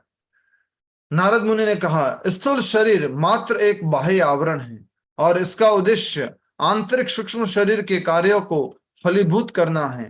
मन, बुद्धि और मिथ्या अहंकार से युक्त सूक्ष्म शरीर ही स्थूल शरीर का वास्तविक मूल है। इसलिए स्थूल शरीर के नष्ट होने पर भी सूक्ष्म शरीर बना रहता है और अपने कार्यों के आधार पर जीवात्मा को सुख दुख भोगने के लिए नया स्थूल शरीर प्रदान किया जाता है। मैंने कल परसों ही समझाया था आपको, जल्दी से बता दो आशा माता जी, स्थूल शरीर क्या होता है, सूक्ष्म शरीर क्या होता है? यस, आशा माता जी। नेक्स्ट प्रश्न सेम ज्योति खंडेलवाल जी आपके पास आएगा, अगर वो उत्तर नहीं दे पाए तो। स्थूल शरीर आत्मा होता है, हाँ, और वो परमात्मा है जो उसके वो दूसरा सूक्ष्म शरीर। क्लास में सारे लोग सुन रहे? माता जी ने क्या बताया, सुना सबने? स्थूल शरीर क्या है? आत्मा। और सूक्ष्म शरीर क्या है? परमात्मा। परमात्मा। इसलिए मैं क्लास में ज्यादा टाइम देता हूँ, इसलिए मैं रिपीट करता हूँ बार बार, इसलिए बार बार समझाने की कोशिश करता हूँ। आपको लगता है क्या सेम चीज रिपीट किए जा रहे हैं? स्थूल शरीर सूक्ष्म शरीर, स्थूल शरीर सूक्ष्म शरीर, देख रहे हो आप? ज्योति खंडेलवाल जी, यस बताइए, स्थूल शरीर क्या, सूक्ष्म शरीर क्या है? ज्योति खंडेलवाल जी माइक अनम्यूट करके बोलिए। पंखा दिख रहा है आपका, नहीं बताना आपको? ठीक है। आशा माता जी, जब मैं कह रहा हूं शरीर, जब मैं कह रहा हूं शरीर, तो आत्मा कैसे हो सकता है? वो शरीर अलग है और परमात्मा अलग है ना, शरीर अलग है और आत्मा अलग है ना। हाँ जी। तो शरीर बोल रहा हूं तो उसको आत्मा कैसे बोल सकते हैं आप? जब मैं सूक्ष्म शरीर बोल रहा हूं तो उसको परमात्मा कैसे बोल सकते हैं आप? भाई परसों तो यहाँ पर मैंने लाइन ड्राइंग करके समझाया था। हाँ जी, मैंने ये बनाया है। तो ये क्या बनाया आपने इसमें? स्थूल शरीर क्या होता है? ठीक है, मैं वापस बोलता हूं, ध्यानपूर्वक सुनिए, डांटने से, मारने से, फटकारने से कुछ नहीं होगा। सुनिए, स्थूल शरीर मतलब ये बाहर का शरीर, ये बाहर का शरीर, ये बाहर का, जिसमें चमड़ी है, हड्डियां हैं, रक्त है, जो किससे बना हुआ है? पंच महाभूतों से, पृथ्वी, जल, अग्नि, वायु और आकाश। स्थूल शरीर किसे कहते हैं? बाहर का ये शरीर, ये थैला, ये बैग जिसमें आत्मा रहती है, इसको क्या बोलते हैं? स्थूल शरीर। किससे बना हुआ है? पंच महाभूत से। पंच महाभूत क्या है? पृथ्वी, जल, अग्नि, वायु और आकाश।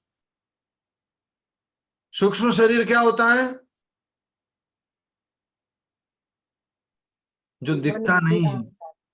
सूक्ष्म शरीर मतलब जो दिखता नहीं है, आंखों से देखा नहीं जा सकता। तो वो कैसा शरीर है? वो शरीर है मन, बुद्धि और अहंकार। आपने क्या डायग्राम बनाया माता जी, जब मैंने सब लिख के बोला था, बताया था? सूक्ष्म शरीर क्या है? मन, बुद्धि, अहंकार। आप सब लोग बहुत सीधे हैं, बहुत अच्छे हैं। कभी कभी मैं आपके घर पहुंचता हूं, उसके बाद सोचता हूं कि मैंने इतना क्यों डांट दिया उस दिन। सब अच्छे से समझने का प्रयास करते हैं, लेकिन थोड़ा सा बेसिक चीजें है ना। हम मरेंगे तो ये स्थूल शरीर हमारे साथ नहीं जाएगा, जो दिखता है वो शरीर हमारे साथ नहीं जाएगा। कौन सा शरीर जाएगा हमारे साथ? सूक्ष्म शरीर। सूक्ष्म शरीर प्रभु जी। हमारे साथ मतलब किसके साथ? कोई और नहीं बोलेगा? आशा माता जी, कोई और मत बोलना। हमारे साथ मतलब किसके साथ? आशा माता जी, हाँ, सूक्ष्म शरीर जाएगा। किसके साथ जाएगा? हमारे साथ। हमारे साथ मतलब हमारे शरीर, हमारी आत्मा के साथ। यस, बहुत बढ़िया, धन्यवाद। हम आत्मा के साथ में ये सूक्ष्म शरीर जाएगा। सूक्ष्म शरीर क्या है? मन, बुद्धि और अहंकार। स्थूल शरीर क्या है? ये पंच महाभूतों का बना हुआ स्थूल शरीर। इसको क्या करेंगे लोग बाद में? हम तो चले जाएंगे, लोग क्या करेंगे इसको माता जी? जला देंगे। जला देंगे। फिर ये क्या बन जाएगा? राख। राख बन जाएगा। तो क्या हम राख हैं? नहीं, अल्टीमेटली तो हम क्या है? आत्मा है। हम राख नहीं है, अल्टीमेटली हम राख नहीं है। अल्टीमेटली जो स्थूल शरीर है ये राख है। स्थूल शरीर राख बन जाएगा, हम राख नहीं बन सकते। हम कौन है? आत्मा है, भगवान के शाश्वत अंश हैं। लेकिन अपने कर्मों के अनुसार हम जो है सूक्ष्म शरीर को लेकर के अगले शरीर में जाते हैं। सूक्ष्म शरीर क्या है? मन, बुद्धि और अहंकार। इसके माध्यम से अगले शरीर में जाते हैं। ठीक है। तो यहां पर कहा गया स्थूल शरीर मात्र एक बाह्य आवरण है। साफ साफ लिखा हुआ, उसके बाद भी उत्तर गलत देते हो। इसका उद्देश्य आंतरिक सूक्ष्म शरीर के कार्यों को फलीभूत करना है। अंदर के शरीर ने, मन बुद्धि ने जो बोला है उसको पूरा करता है। कौन पूरा करता है? स्थूल शरीर। ठीक है। मन, बुद्धि और मिथ्या अहंकार से युक्त सूक्ष्म शरीर ही स्थूल शरीर का वास्तविक मूल है। हमें स्थूल शरीर क्यों मिला? क्योंकि हमारे सूक्ष्म शरीर ने चाहा था, हमने इस प्रकार के कर्म किए थे, इस कारण से हमें ये बाहर का ऐसा शरीर मिला है।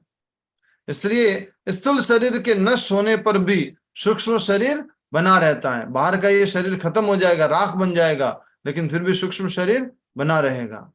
ज्योति खंडेलवाल माता जी प्रश्न पूछा तब कहाँ गायब हो जाते हो?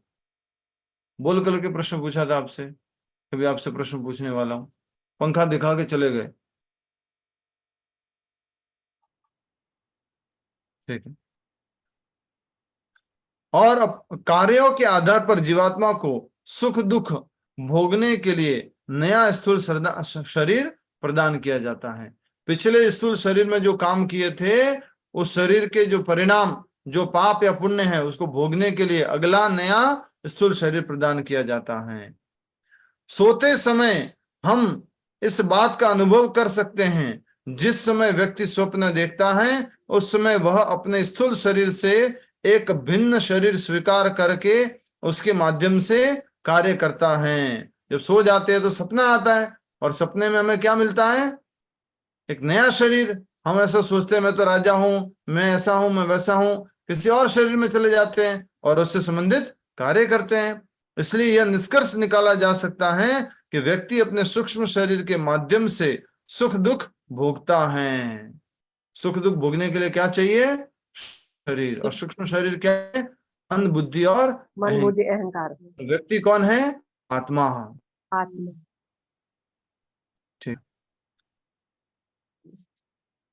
और परमात्मा में उसकी अधूरी रही योजनाओं का उसे स्मरण दिलाता है। किसी भी व्यक्ति के कार्यों का अवलोकन कर का अनुमान जा सकता है। इसी प्रकार किसी भी व्यक्ति की मानसिकता को देखकर उसके पूर्व जन्म की स्थिति तथा भावी जन्मों की स्थिति का अनुमान लगाया जा सकता है। मन की स्थिति को, मन, बुद्धि, अहंकार को देख करके भी हम अनुमान लगा सकते हैं कि पिछले जन्म में क्या था या अगले जन्म में ये कैसा बनेगा। कौन बताएगा कैसे संभव है? अगले जन्म में ये कैसे बनेगा? अगले जीवन में उसको कैसा शरीर मिलेगा? बोलो। कर्मों के हरे आधार कृष्ण प्रभु जी, अपने आखिरी वक्त में वो जिस चेतना में शरीर छोड़ता है वैसा ही उसको नेक्स्ट वक्त में मिलता है शरीर। इस जन्म में किए गए कार्यों का अपने अंतिम समय में वो जो भी विचार करेगा या जो भी थॉट उसके दिमाग में आएंगे उसके अकॉर्डिंग उसको शरीर मिलेगा। प्रभु जी उसकी वर्तमान वृत्तियों और प्रवृत्तियों को देखकर। अरे नहीं, शुभम शुक्ला जी, हरि बोल। साफ साफ लिखा हुआ है यहाँ पर, उसकी वर्तमान वृत्ति और प्रवृत्तियों को, उसके कार्यों को देखकर। मन कैसा है उसका? मन भोगी है, कामी है, कैसा है? मांसाहार के प्रति आसक्त है, नशे के प्रति आसक्त है, कैसा है उसका मन? ऐसा देख करके अनुमान लगाया जा सकता है कि अगले जीवन में उसको कौन सा शरीर मिलेगा। यस, आप सबने जो उत्तर दिया कि अंतकाल में जैसी मन की उसकी स्थिति है, पर आप कैसे मालूम करोगे उसकी स्थिति क्या है अंतकाल में? न तो वो बोल पाएगा, न कुछ बता पाएगा। आप कैसे मालूम करोगे? तो जीते जी भी हम बता सकते हैं ये अगले जन्म में पक्का एकदम एक नंबर का सुअर बनेगा। क्यों बनेगा सुअर? आप जानते हो क्यों? क्या जानते हो? जो भी खाने को मिलता है हम खा लो। अच्छा है, बुरा है, साफ है, गंदा है, कैसा है, पुराना है, सड़ा है, बासी है, आने दो।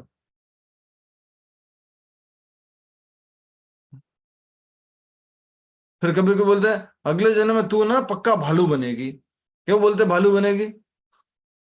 सोती रहती है, आलसी है, सोती रहती है। तो इस प्रकार से अनुमान लगाया जा सकता है। आप सभी भागवत कथा का श्रवण कर रहे हैं, नॉट ऑर्डिनरी। मैंने क्या कंडीशन रखी थी बोलो भागवत कथा में भाग लेने की? मिनिमम कंडीशन क्या रखी थी? 16 माला जप करने 16 माला जप करना और भगवत गीता का कार्यक्रम पूरा होना। तो भी आप सब लोगों को अलाउ किया मैंने कार्यक्रम में, आप सब लोग भाग ले रहे हैं। मजाक के लिए बोल रहा हूँ, हर महीने 2100 रुपये देना, ये भी मैंने शर्त रखी थी, जो कर रहा हूँ। फिर भी आप सब लोग क्लास में आ रहे हैं, लाभ लो ना इसका प्रॉपरली। कितने लोग 16 माला कर रहे हैं? हाथ खड़ा करो।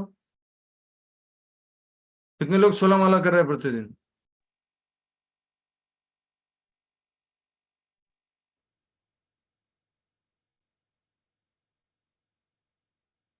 अच्छा, वीडियो ऑन करके बैठो एक बार, सब लोग वीडियो ऑन करके बैठो बस 2 मिनट के लिए। जितने भी लोग हैं यहाँ पर सबसे आग्रह करता हूँ 2 मिनट के लिए वीडियो ऑन कर लो।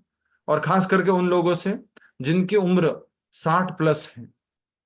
मैंने कुछ बोला नहीं है शेयर करने का, किसी ने सुन लिया क्या मैंने कुछ बोला शेयर करने का?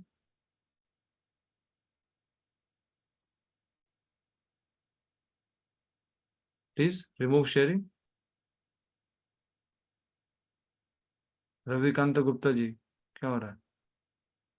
यस, जिनकी उम्र 60 वर्ष से ऊपर है, फिर से बोल रहा हूं, जिनकी उम्र, बाकी लोग हाथ मत खड़ा करना, जिनकी उम्र 60 वर्ष से ऊपर है और 16 माला करते हैं, हाथ खड़ा कीजिए। जिनकी उम्र 60 वर्ष से ऊपर है और 16 माला करते हैं।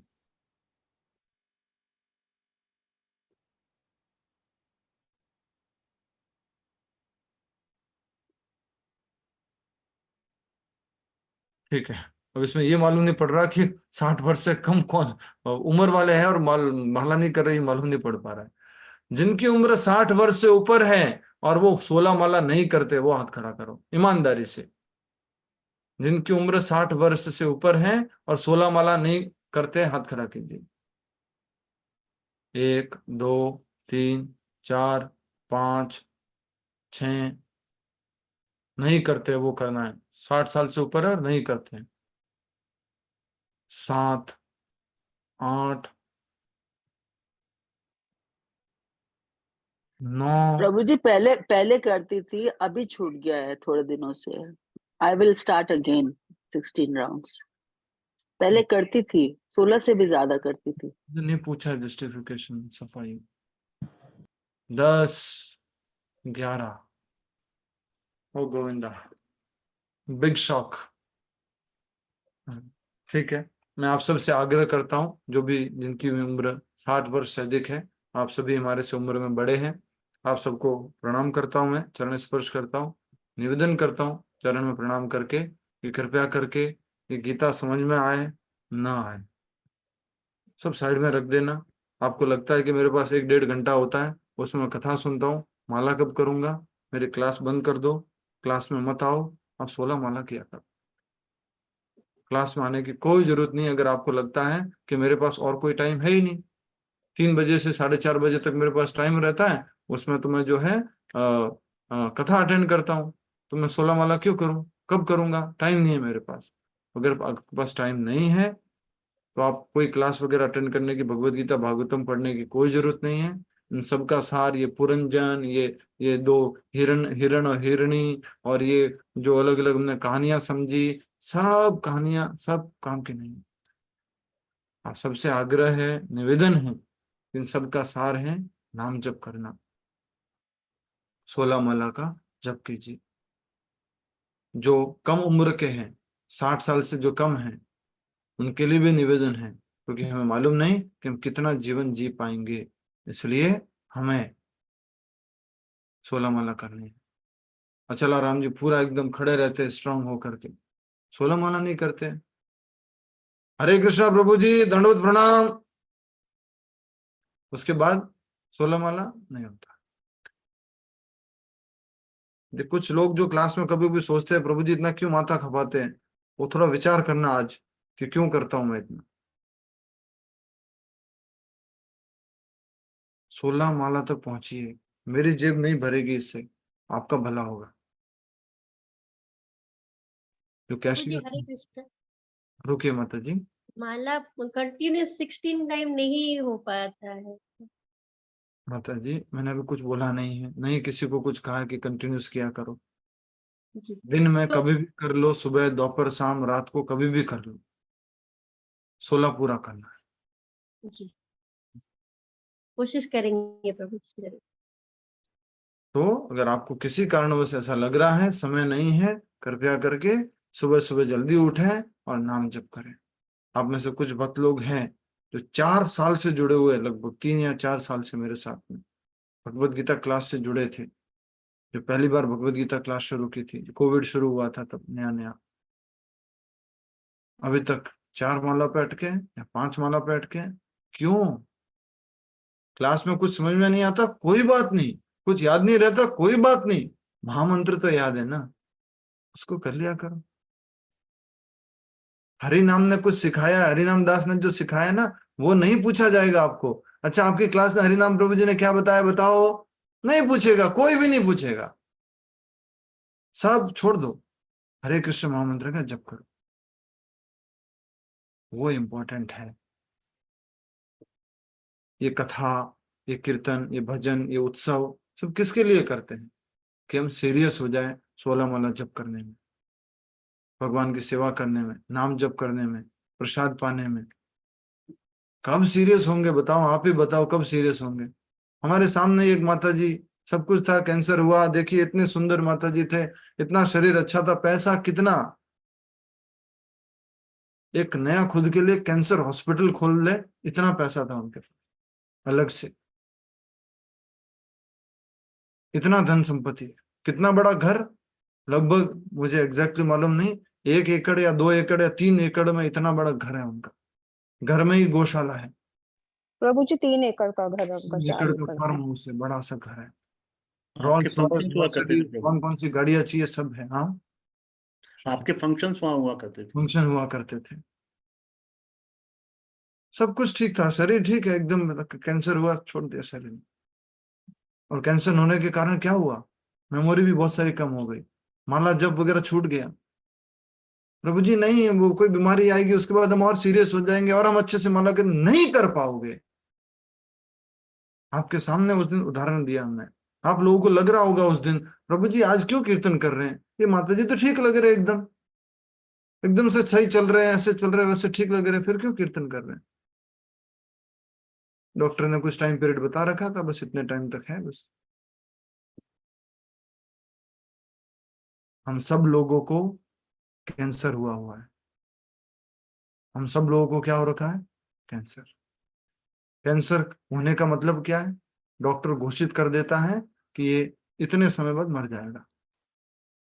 हम सब लोगों को कैंसर है, किसी का 2nd स्टेज का है, किसी का 3rd स्टेज का है, और किसी का फाइनल स्टेज चल रहा है।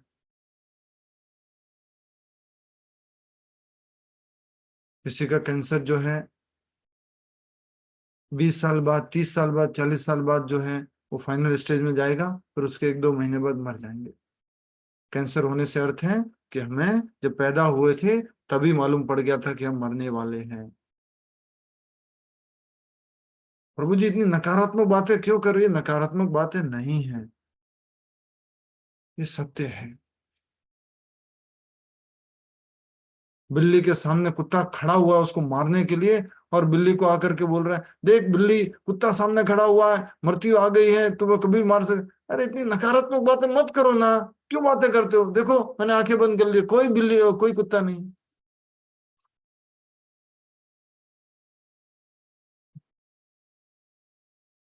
खास करके जो भी भक्त इस कथा में उपस्थित है, इस भरोसे मत रहना कि और थोड़े उम्र के बाद मैं कर लूंगा, और थोड़ी उम्र के बाद हो जाएगा।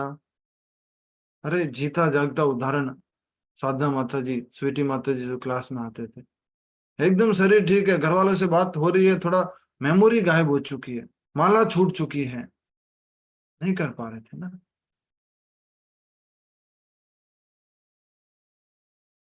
आज उन्होंने सुबह सुबह शरीर छोड़ दी। अब आप मुझे बोलो, प्रभु जी हाँ एक बार है ना, आप प्रभु जी आप स्वीटी माता जी के वहां जाके कीर्तन कीजिए ना, स्वीटी माता जी से हमें बात करनी है अभी। पॉसिबल है? पॉसिबल है अभी? शरीर को सुबह 12 बजे उधर उधर 12, 12:30, 1 बजे उधर लोधी जो क्रेमेटोरियम है जला दिया, राख बन गया वो। हम सबके साथ ये होने वाला है। मैं ये प्रवचन कर रहा हूँ, इतना बोल रहा हूँ ना, बट खुद भी रियलाइज नहीं कर पा रहा हूँ। माया बहुत ताकतवर है, हमें इसको समझना है, अभ्यास करना शुरू करना है। क्लास में कुछ समझ में आ रहा है नहीं आ रहा है, सूक्ष्म शरीर, स्थूल शरीर, और ये पुरंजन, ये पुरंजनी, और बुद्धि, और ये मन, और ये और वो नहीं आ रहा, कोई बात नहीं। अगर मैं एक प्रश्न का पूछूं, 16 माला करते हो? सारी भागवत आती हैं, सारे पुराण आते हैं, सारे वेद आते हैं, सब पढ़ लिया। मैंने आपको क्लास में एक बार और बताया था, भगवत गीता क्लास में, याद होगा तो ध्यान से सुनिए। मेरे खुद के मामा जी, मेरे खुद के मामा जी, इस शरीर के मामा जी, जब मैंने मंदिर ज्वाइन किया तो वो कहते थे, देख तेरी मम्मी बहुत परेशान रहती है, तू घर आ जा, तू घर आ जा, तू घर आ जा। मामा जी कहते थे, तू घर आ जा, मैं चला जाता हूँ, मैं मंदिर ज्वाइन कर लूंगा। तो कुछ समय बाद मैं घर गया और मैंने मामा जी को बोला, मामा जी मैं अब घर आ जाता हूँ, आप मंदिर ज्वाइन कर लीजिए। मामा जी बोलते हैं, बेटा अभी ना तेरे भाई की शादी करा दूं, उसके बाद जो है मैं करूंगा। मैंने कहा ठीक है मामा जी, तब तक मैं मंदिर जाता हूँ, ज्वाइन कर लेता हूँ। मामा जी का व्यापार था कुछ किराने का आइटम, कुछ ये जो गुटखा, सिगरेट, बीड़ी, ये कुछ मिलता है ना। फिर मैं वापस घर गया, मामा जी से पूछा, मामा जी भगवान श्री कृष्ण के 15 नाम बताओ। कृष्णा, गोविंद, मुरारी, घनश्याम, ऋषिकेश, गोपाल, नहीं, याद नहीं, मालूम नहीं। मामा जी 15 गुटखा कंपनियों के नाम बता देना फटाफट। माणिक चंद, तुलसी, विमल, ये वो, गट गट गट गट गट गट गट, हाँ पूरा याद। फिर मैंने उनसे, मेरे भाई की शादी हो गई, जो मामा जी का लड़का था उसकी, मैंने फिर मामा जी से कहा, मामा जी अब तो शादी हो गई, अब तो आप चले जाओ मंदिर में, मैं यहाँ वापस घर पे आ जाता हूँ। मामा जी कहते हैं शादी के लिए ना थोड़ा लोन लिया था, वो चुक जाए उसके बाद।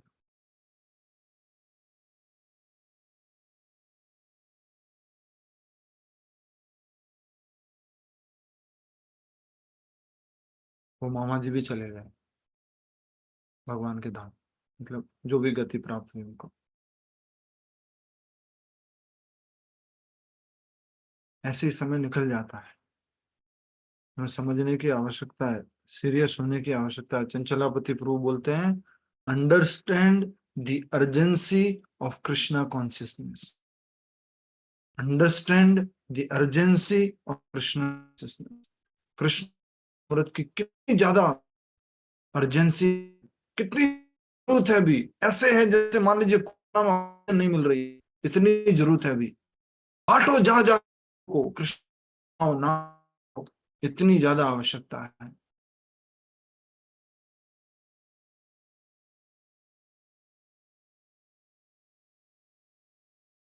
भक्त लोग लीजिए, मने मन किसी और को बताइए, संकल्प बोल, जो संकल्प लिया है कि मैं आज से 16 माला जप करूंगा, करूंगी। 2 घंटे में यहाँ क्लास लेता हूँ, लगभग 3 बजे से जो है अब 4:30 बजे तक, 4:45 बजे तक, 5 बजे तक मेरे साथ बैठे रहते हैं। उसके बाद में पूछू माला कितनी करते हो, 2 माला, 4 माला। छोड़ो क्लास, छोड़ो। 3 बजे से जो 4:30 बजे तक, 5 बजे तक माला कर लो, 16 माला। नहीं है आपके पास और कोई टाइम, माला कर। ये क्लास करने के पीछे क्या उद्देश्य है? आपको कोई पीएचडी का डिग्री देना है भागवत के अंदर? नहीं, भक्त बनना है, भगवान का सेवक बनना है, नाम जप करना है। कोई बाहर का प्रभु जी आके पूछेगा ना कि आप हरिनाम प्रभु जी क्लास कितने समय से अटेंड कर रहे हैं? 3 साल हो गए प्रभु जी। कितनी माला करते हैं? हाँ अभी 3 माला करता हूँ। वो अपने सिर पे हाथ देंगे, 3 साल कथा सुना है तुमने, अभी 3 माला पे ही हो।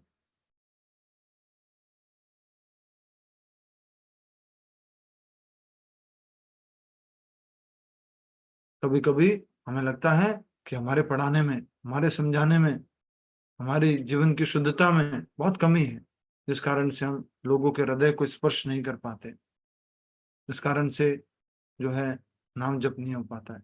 एक प्रभु जी ने बोला, उस दिन मैंने एक्सेप्ट किया। लास्ट सैटरडे संडे मैंने पूछा, प्रभु जी देखिए ना, पास में योगा स्टूडियो पे बहुत सारे लोग आते हैं, मंदिर लोग नहीं आते हैं, हरे कृष्ण चैंटिंग के लिए नहीं आते हैं, संडे प्रोग्राम के लिए नहीं आते हैं। प्रभु जी ने कहा हमारी भक्ति में कुछ कमी है। प्रभु जी आपकी भक्ति में नहीं है। प्रभु जी हमारी वीकनेस होती है जो हम नहीं कर पाते, आप तो बहुत मेहनत करते हो। मेहनत करना अलग चीज है, बंद कर दीजिए। बस ये कहना चाहता हूँ, कीजिए माला, बस ये उद्देश्य है। मैं ये नहीं सुनना चाहता कि आपकी भक्ति अच्छी है, ये वो है। एटलीस्ट मैं शुद्ध नहीं हूँ, ठीक है, लेकिन प्रभुपाद जी ने जो बोला उसको रिपीट कर रहा हूँ। 16 माला करो, प्रभुपाद जी ने बोला है 16 माला करो, उसको सुनो, उसको करो, अभ्यास करो।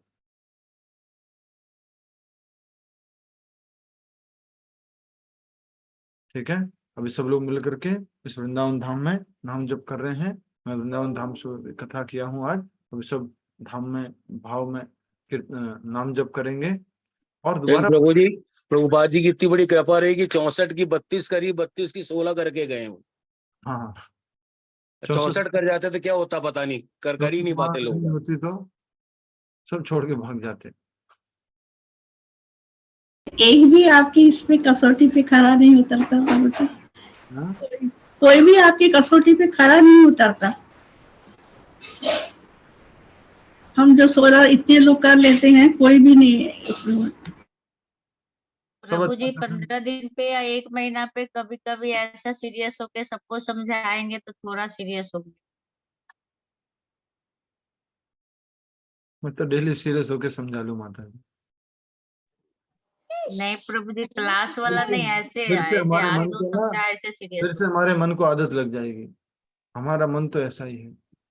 हम लोग जल्दी नहीं किसी सुधरेंगे ना प्रभु जी, गंदे ऐसे घर में समझाएंगे घुसता तब है थोड़ा हमारा मन। समझे। किसी प्रभु गंदे सोने वाला तो ड्रग की तरह हो गई है, एडिक्शन हो गया है। जब तक वो हो ना तब तक कुछ हो ही नहीं होता है। देखिए, दिन कुछ ही लोग में शॉर्ट कुछ होता है। लोग तो बोल रहे 16 वाला एडिक्शन है, उससे बाहर ही नहीं निकल पा रहे। 16 तो कम से कम करना है।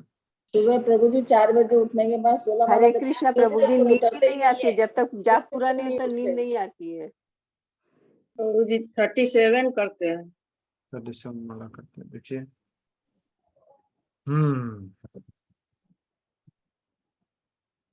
ठीक है। फिर से आग्रह है, निवेदन है उन सब भक्तों से जो एटलीस्ट अभी अपने जीवन के चतुर्थ सोपान में है, 4th स्टेज में है, और अभी तक नाम जप नहीं कर रहे हैं, अच्छे से 16 माला नहीं कर रहे हैं।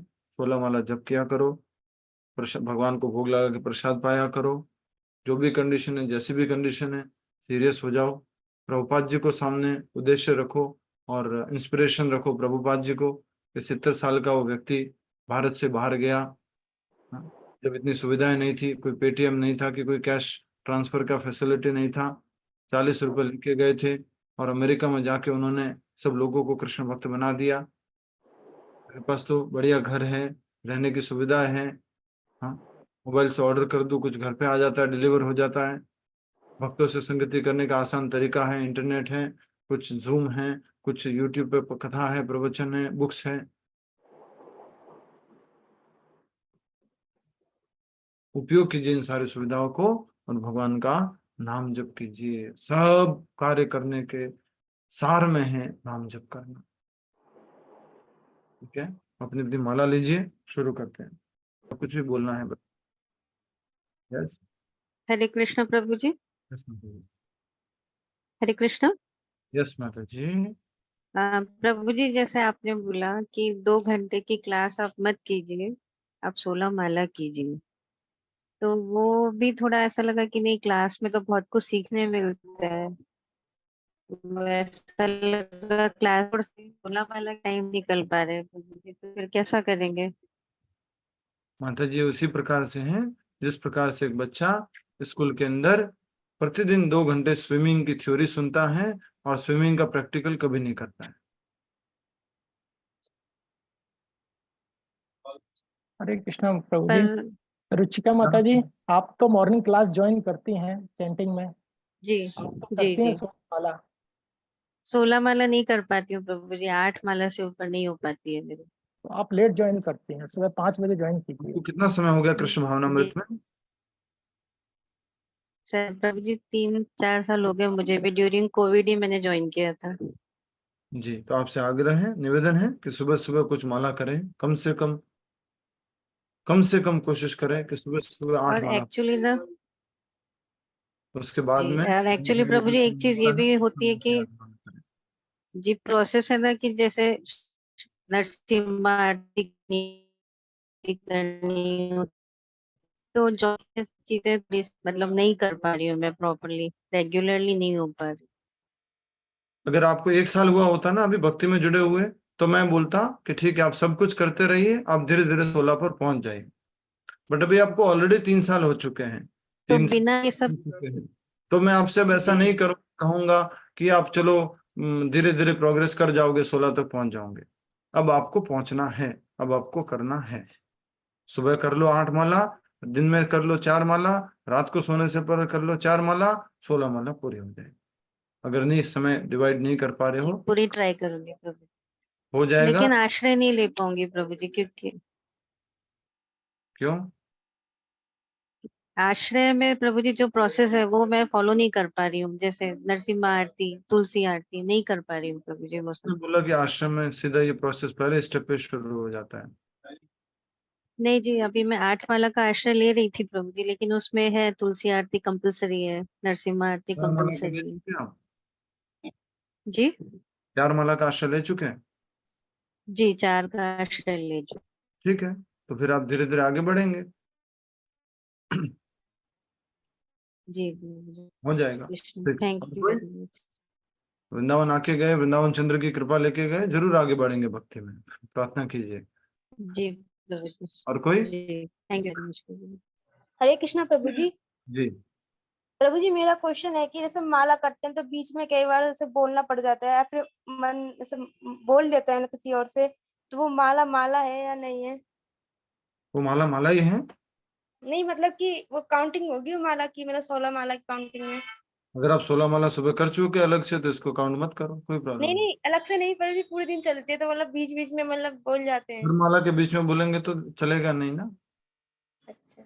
हर 8 होते हुए 9 में होते हुए हरि बोल हरे कृष्ण कृष्ण कृष्ण हरे राम हरे राम, ऐसा नहीं चलेगा। इसलिए सुबह सुबह जप करना होता है। सुबह सुबह ये सारी परेशानियां नहीं होती है, सुबह सुबह जप करो। प्रभु जी वो आश्रय क्या था, वो एक कुछ जूम वगैरह लिंक है उसकी? सिंपल परिभाषा में जितने भी लोग हैं वो सुन लीजिए। बिना गुरु के शरण लिए हम भौतिक जगत से पार नहीं जा सकते हैं। तो प्रभुपाद जी से दीक्षा लेने के लिए हमने अलग अलग स्तर बनाए हैं आश्रय के। लास्ट होती है दीक्षा, वो अभी नहीं कह रहे कि अभी लो आप, वो 1 साल बाद 2 साल बाद आप ले सकते हो। अभी क्या लेना होता है, अगर आप 1 माला कर रहे हो तो 1 माला का आश्रय लेना, अर्थात कि आप प्रतिदिन 1 माला कम से कम करोगे। भले आप 16 कर रहे हो फिर भी आपने आश्रय ले लिया 1 माला का। फिर आप 2 माला का आश्रय लेते हो कि मैं प्रतिदिन 2 माला करूंगा और साथ में ये छोटी सी पुस्तक पढ़ने को दी गई है इसको भी पढ़ूंगा। अभी तक कोई नियम वगैरह नहीं आया है। फिर 4 माला, 4 माला प्रतिदिन, भले आप 8 माला कर रहे हो 16 माला कर रहे हो, पर आश्रय आपने 4 माला का लिया है प्रभुपाद जी का आश्रय।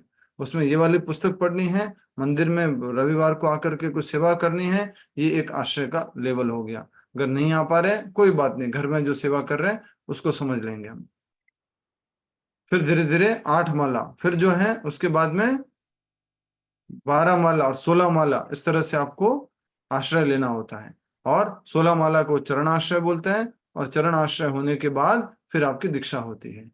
दीक्षा में क्या होता है, कोई गला नहीं काटा जाता है, जो आप अभी कर रहे हो वही करना होता है। 16 माला ही करनी होती है, 16 माला कर रहे हैं। भगवान को भोग लगा के खा रहे हैं, हाँ भगवान को भोग लगा के खा रहे हैं।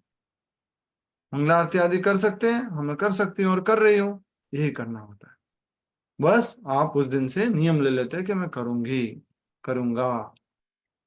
तो जो जूम लिंक क्या है, वो सुबह मॉर्निंग जपा का वो शेयर कर दोगे ग्रुप पे? झूम के भरोसे मत रहो, सीधी सीधी बात ये है। नहीं प्रभु जी वो अच्छे से हो जाता है ना कि सब लोग एक साथ हो तो। करते तो यही है लेकिन वो तेरे को कल सुबह जल्दी जाना है? क्यों जाना चाहिए उससे 6 बजे? उर्मिल माता जी, ठीक है माता जी, अभी भी आप सब लोग में से बहुत सारे लोग ना इस क्लास के भरोसे पर है। क्लास होगी तो हम पढ़ेंगे, क्लास होगी तो हम 1 माला करेंगे। कब माला करते हो? आपकी क्लास में 1 माला कर लेते हैं प्रभु जी, उसके अलावा कभी भी 1 भी माला नहीं होती। इतने समय से क्लास आ रहे हो, इतना समय जुड़े हुए हो गया है, अब भरोसे मत रहना, आधार नहीं बनाना किसी को। ये हेल्प मिल रही है, ठीक है, प्रभुपाद जी हैं, प्रभुपाद जी का जपा लगाया, हम करेंगे प्रभुपाद जी के साथ में। जूम का लिंक अगर कुछ इस प्रकार से जो सिद्ध स्वरूप प्रभु जी वगैरह करवाते हैं ग्रुप में, वो मालूम नहीं कैसे करवाते हैं, मुझे मालूम नहीं, बट मुझे वो वाला जप पसंद नहीं है जिसमें बस प्रभुपाद जी का ऑडियो चलता रहता है और सब लोग खाली अपना कुछ करते रहते हैं, माला करते रहते हैं। अगर ग्रुप जपा होना है वो भी ऐसा होना चाहिए जिसमें एक एक व्यक्ति को एक एक माला करने का मौका दिया जाए, एक एक व्यक्ति लीड करे, तब जाके वो है हो सकता है। अदरवाइज वो जपा भी ठीक है, वो जूम में सब जुड़े हुए हैं, आधे सो रहे आधे जाग रहे आधे क्या कर रहे हैं कुछ मालूम नहीं। ठीक है, और कोई प्रश्न? हरे कृष्णा प्रभु जी। जी प्रभु जी ये मंदिर में परिक्रमा करते हैं तो ये कितनी बार करते हैं, इसका क्या लॉजिक है? गुरु जी के आदेश के अनुसार, प्रभुपाद जी के आदेश के अनुसार हमें कम से कम 4 बार परिक्रमा करनी चाहिए। थैंक यू प्रभु जी। हरे कृष्णा। और कोई? हरे कृष्णा प्रभु जी। जी प्रभु मैम। जी जो आश्रय वाला वो है ना ग्रुप है प्रभु जी, उसमें हमें ऐड कर दीजिए फिर। जी हम लिस्ट बना रहे हैं। इस क्लास से पहले सुबह जल्दी मैं जब आता हूँ, मेरे आने से पहले इस क्लास में डिस्कशन हो रहा है, लिस्ट तैयार हो रही है, एटलीस्ट डेटा लिया जा रहा है। उसमें ये नहीं बोला जा रहा है कि आप आश्रय लो और आश्रय लेने वाले अपना नाम दो, नहीं, खाली आप लोग जो आते हो उनका डेटा तैयार किया जा रहा है। जो भी होस्ट है वो भी सुन लीजिए, जो भी आ रहे हैं इस क्लास में उनका डेटा लिया जा रहा है। नाम क्या है आपका, कहाँ से हो, कितनी माला करते हो, नहीं करते हो, या आश्रय लिया हुआ या नहीं लिया हुआ या लेना चाहते हैं। ठीक है, लिंक शेयर करेंगे। आश्रय की कथा कोर्स शुरू करवाएंगे, प्रॉपर सिस्टमेटिक उसका भी कोर्स होता है। ठीक है, वीकली वंस क्लास होगी वो, सप्ताह में एक बार। और कोई आज का प्रैक्टिकल पॉइंट, सारे पॉइंटर का पॉइंट, सब पॉइंटर का पॉइंट एक ही पॉइंट है, 16 माला जप करो, सीरियस हो जाओ। 16 माला कर लिया ना, उसके बाद आपको टाइम मिल रहा है, थोड़ा रेस्ट लेना है, थोड़ा ये है वो है, कर लो, कोई बात नहीं, 16 माला कर लो। ठीक है, और कोई? प्रभु जी हमें आपसे ये पूछना था कि जैसे अभी हमने स्थूल और सूक्ष्म शरीर का समझा है, तो जैसे सीटी जी का जो हुआ है, तो उनके जो सूक्ष्म शरीर में उनकी जो भक्ति रही है वो उनके साथ आगे जाएगी ना जर्नी में। यस, मतलब जो भी उनके जैसे स्थूल शरीर तो ठीक है नाशवान है, वो तो पता है, तो जो सूक्ष्म से मन चित अहंकार मिथ्या अहंकार है जो, तो यस, उसमें हमारी कैरी फॉरवर्ड होती है जो हमारे पाप और भक्ति पुण्य हमेशा है। आत्मा के साथ में रहती है, लेकिन जो भक्ति का अभ्यास करने का जो भी तरीका वगैरह जो कुछ हुआ, विचार हुए, वो सब मन बुद्धि अहंकार के साथ रहता है। और आगे जाके उनको ऐसा एक शरीर मिलता है जिससे कि वो भगवान के और अच्छे भक्त बन सके और भगवान के धाम जा सके। और हमें मालूम नहीं, हम तो यही सोच रहे हैं कि उन्होंने जो भक्ति की है, जो कुछ किया है, उस अभ्यास के माध्यम से भगवान ने उनको अपने चरणों में जगह अवश्य दी होगी। प्रभु जी आज हम वहाँ गए थे, सब यही कह रहे थे कि ये तो वैकुंठ जाएंगे, ये तो वैकुंठ जाएंगे। सुबह हम उन्हीं के घर पे थे कि भी इतनी उन्होंने भक्ति करी है। यस, और उनके फेस से भी इतना तेज था ना, मतलब बिल्कुल देवी लग रही थी वो उस टाइम। मैं मतलब एक्सप्लेन नहीं कर पा रही हूँ कि कैसा उनका फेस का वो लग रहा था। तो मुझे लग रहा था कि मतलब वैकुंठ चली गई तो अच्छा, जन्म मरण से छूट जाएंगे। बाकी जो इतनी उनकी भक्ति थी वो मतलब ऐसे ही उसमें जो हम कहते हैं कि जन्म लेते हैं चार उनमें, तो किसी भक्त उसमें ही उनका मतलब वो हो। यस, वो भक्ति है और आगे भी भक्ति में आगे बढ़ते रहेंगे, उनकी भक्ति कंटिन्यू रहेगी। भक्ति में एक और आगे उनको एक्सेलरेशन मिल गया है। पुराना शरीर भक्ति के लिए साथ नहीं दे रहा था, फिर भी भगवान की तो कृपा आगे शरीर मिलेगा और भक्ति में उनको साथ देगा। ठीक है प्रभु, थैंक यू। हरे कृष्णा। हरे कृष्णा प्रभु जी, धन्यवाद प्रणाम। हरे कृष्णा। कल माता आपकी जी उनका क्लास के वो बाद फोटो थोड़ा दिखा दीजिए प्रभु जी, मुझे याद नहीं आ रहा है वो माता जी जिन्होंने आज शरीर छोड़ा है। आप जानते हैं कि नहीं मुझे मालूम नहीं, क्योंकि पहले भगवत जी गीता क्लास जब शाम को होती थी उसमें आते थे वो। अच्छा, उस समय मालूम नहीं मुझे। आप थे उस समय शाम को भगवत गीता क्लास जब होती थी? जो 3 बजे से होती थी सर, मैं शाम को उसी में, 6 बजे। जो 3 बजे से होती थी ना शाम को उसी में 6 थी। बजे, शाम को 6 साढ़े 6 बजे जो होती थी उसमें। हाँ जी, उसमें नहीं थी। यस प्रभु, राजेंद्र प्रभु। हरे कृष्ण प्रभु जी, कल आपने एक आदेश दिया था शरीर और आत्मा के ऊपर, तो वो कल आपसे जाने के बाद में करीब 50-60 लोग थे, एक छोटी सी पीपीटी बनाई थी, तो सब लोगों को दिखाई थी। शरीर, भौतिक शरीर, सूक्ष्म शरीर, कारण शरीर, आत्मा, परमात्मा, इसकी थी कोई 8-10 स्लाइड्स थी, वो बताई थी बाद में। और बहुत कम लोग थे उस वक्त, करीब 50-60 लोग ही रह गए थे, बाकी सारे जा चुके थे। दोबारा बता सकते हैं? बिल्कुल बता सकता हूँ प्रभु जी, अगर आपकी इजाजत हो तो। यस प्रभु, बताइए।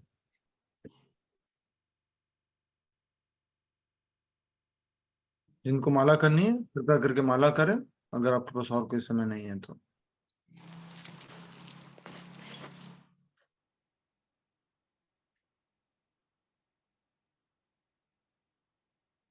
हरे कृष्णा प्रभु जी, हरे कृष्ण। ये थोड़ी सी 8-10 पीपीटी थी, बहुत शॉर्ट में, थोड़ी सी भाषा क्लिष्ट है इसकी, पर वो बनाई मैंने कि आत्मा और परमात्मा क्या है इसके लिए। तो पहले थोड़ा प्रार्थना कर लेते हैं। नमो विष्णु पादाय कृष्ण पृष्ठाय भूतले श्रीमते भक्ति वेदांत स्वामी नामने नमस्ते सारस्वते देवी गौरवाणी प्रचारण निर्विशेष शून्यवादी पाश्चात्य विस्तारणे। जय श्री कृष्ण चैतन्य प्रभु नित्यानंद श्री अद्वैत गदाधर श्रीवासादि गौर भक्तवृंदा। हरे कृष्ण कृष्ण कृष्ण हरे हरे, हरे राम राम राम हरे हरे। प्रभु जी, ये एक श्लोक है श्रीमद् भागवतम में 3:21-20। ये श्लोक ना पढ़ के मैं इसका अनुवाद पढ़ रहा हूँ कि मेरे प्रिय भगवान, यद्यपि यह आपकी इच्छा नहीं है, आप केवल हमारी कामुक संतुष्टि के लिए स्थूल और सूक्ष्म तत्वों की इस रचना को प्रकट करते हैं। आपकी अहेतुकी कृपा हम पर बनी रहे, क्योंकि आप तुलसी के पत्तों की भव्य माला से सुशोभित अपने शाश्वत रूप में हमारे सामने प्रकट हुए हैं। ये हमारा भौतिक और सूक्ष्म शरीर जो है उसका वो दिया है कि हमारी इच्छा नहीं, भगवान की इच्छा नहीं थी, पर हमारी संतुष्टि के लिए उन्होंने इस भौतिक शरीर को, भौतिक जगत को बनाया था। तो प्रभुपाद जी का थोड़ा सा तात्पर्य यहाँ पर स्पष्ट रूप से कहा गया है कि भौतिक संसार का निर्माण परमेश्वर की व्यक्तिगत इच्छा से नहीं हुआ है, यह उनकी बाह्य ऊर्जा द्वारा निर्मित है, क्योंकि जीव इसका आनंद लेना चाहते हैं। यह भौतिक संसार उन लोगों के लिए नहीं बनाया गया है जो इंद्रिय संतुष्टि का आनंद लेना चाहते हैं, जो निरंतर दिव्य प्रेम सेवा में रहते हैं और जो शाश्वत कृष्ण भावना भावित हैं। उनके लिए आध्यात्मिक दुनिया शाश्वत रूप से विद्यमान है और वे वहां आनंद लेते हैं। ये अपनी जो रचना हुई है भौतिक जगत की, उसका एक भागवतम का एक श्लोक है। बहुत सुंदर। अब मैं थोड़ा सा वर्णन करना चाहूंगा कि सृष्टि का निर्माण की पहले की क्या प्रक्रिया थी सृष्टि में। तो ब्रह्मांडीय व्यक्ति महत्व के जन्म का शोध भगवान का व्यक्तित्व है। भगवत गीता में भगवान कहते हैं एन सर्वस्व प्रभाव, मैं सभी उत्सर्जनों का स्रोत हूँ। भगवान अपनी शक्ति को महत्व के रूप में विस्तारित करते हैं, जिसमें भौतिक तत्व शामिल है। जो महत्व तत्व है उसमें सारे भौतिक तत्वों का समावेश है। इस महत्व तत्व में बद्ध आत्माओं सहित भौतिक अभिव्यक्तियों के सभी तत्व शामिल हैं। मुख्य रूप से इस महत्व तत्व के 16 भागों में विभाजित किया गया है।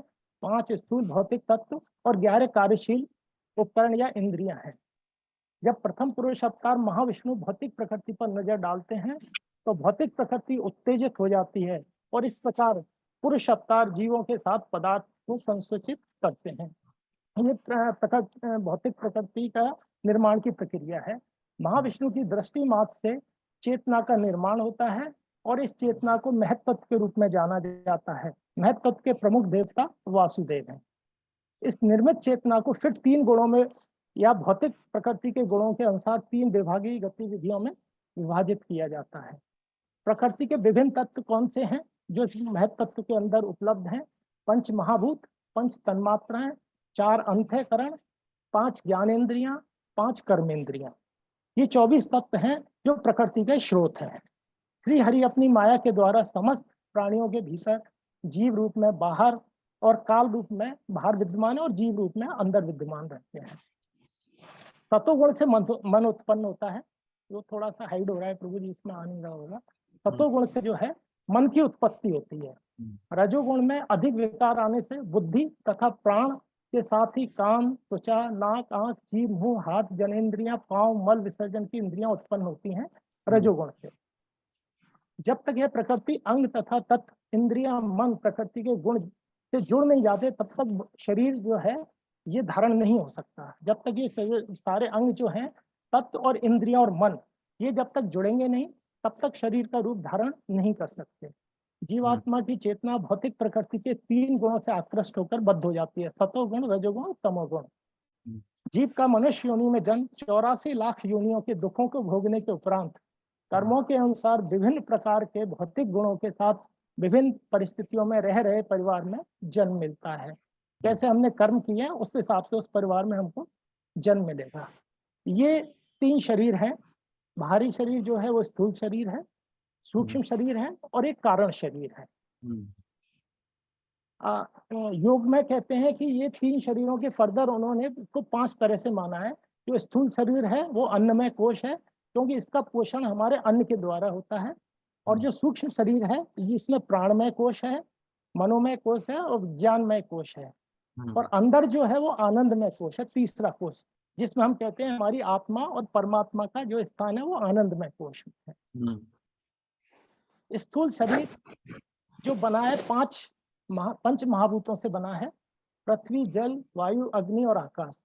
ये 5 महाभूत शरीर के विविधता और संरचना को प्रकट करते हैं। इन पांचों का जो रीजन दिया गया है, किससे अपने की सॉलिड आती है, कौन सा लिक्विड होता है, कौन सा पाचन का काम करता है, कौन सा श्वसन प्रणाली चलाता है, मैं इसमें थोड़ा सा बीच में नहीं जाना चाह रहा समय की कमी के कारण। ये पांचों का महत्व हमारे शरीर से है। स्थूल शरीर वह भौतिक शरीर है जो पंच महाभूतों से बना है, जिसे हम अपनी आंखों से देख सकते हैं और स्पर्श कर सकते हैं।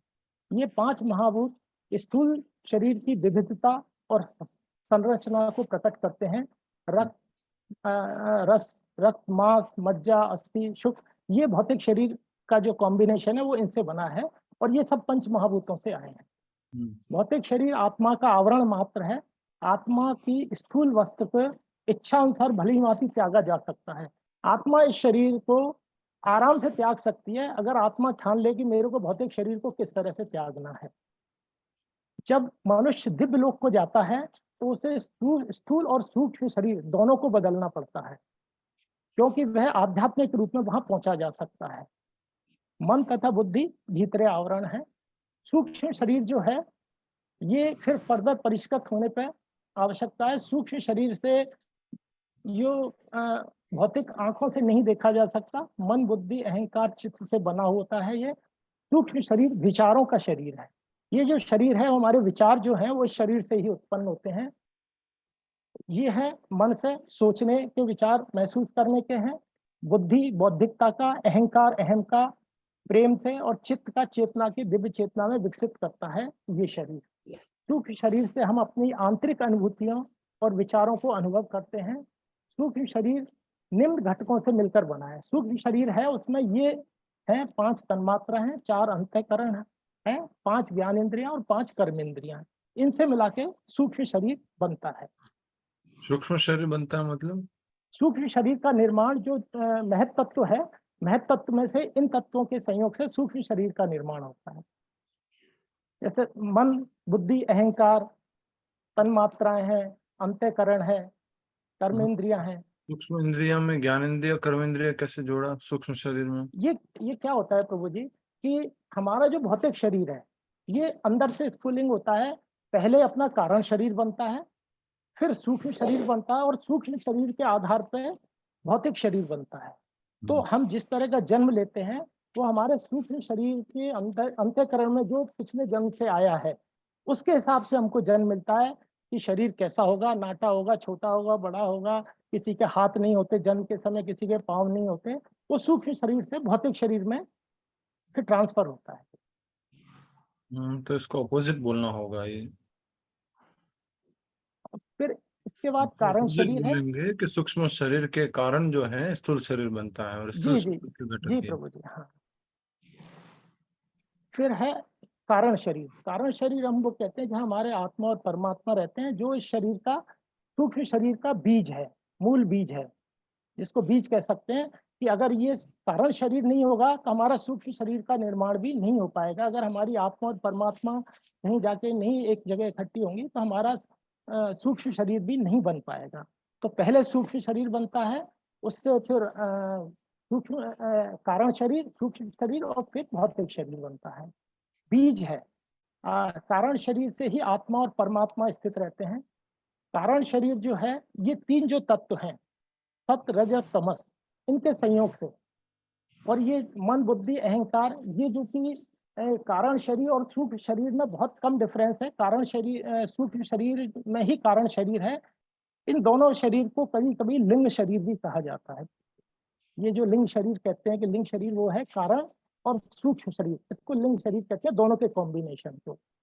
तो वो तत्व जो सूक्ष्म शरीर में थे, मन, बुद्धि, अहंकार, ज्ञानेंद्रिय, कर्मेंद्रियां, वो यहीं से सूक्ष्म शरीर, कारण शरीर से ही वहां जाते हैं। कारण शरीर को ऐसे समझ सकते हैं जैसे कपड़ा बनता है प्रभु जी, कपड़ा बनता है धागे से, और धागा बनता है रुई से, कॉटन से। तो रुई जो है कारण हुआ उस धागे का, और धागा से बना है कपड़ा। तो मेन जो बीज है वो है आत्मा और परमात्मा का कॉम्बिनेशन। यहाँ से शुरुआत होती है किसी भी शरीर की। शब्द रूप ये तन्मात्राएं फलस्वरूप शब्द स्पर्श रूप रसगंध आदि इन 5 तन्मात्राओं से 5 मूल महाभूत बनते हैं। इन 5 महाभूतों से पंचीकृत क्रिया होती है जिसके फलस्वरूप मूलभूत स्थूल पंचभूत तैयार होते हैं जिनसे फिर आगे सारा सृजन होता है। तो पहले सूक्ष्म शरीर में ये सब बनते हैं और इससे फिर आगे कारण शरीर में, कारण शरीर से फिर सूक्ष्म और सूक्ष्म से स्थूल में।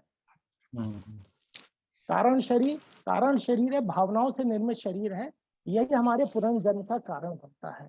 जो कारण शरीर है हमारा, जहाँ आत्मा है, आत्मा ही जो है पुनर्जन्म का कारण बनती है कि उसका कैसी एक्टिविटीज रही हैं और कैसे उसने काम किया है, उससे अगला जन्म तय होता है कारण शरीर से। भगवत गीता में भगवान ने कहा है कि यज्ञ आपी स्मरण भावम तज्जन्ते कलेवरम तम तमेवती कौन्तेयम सदा तद भाव भावितः।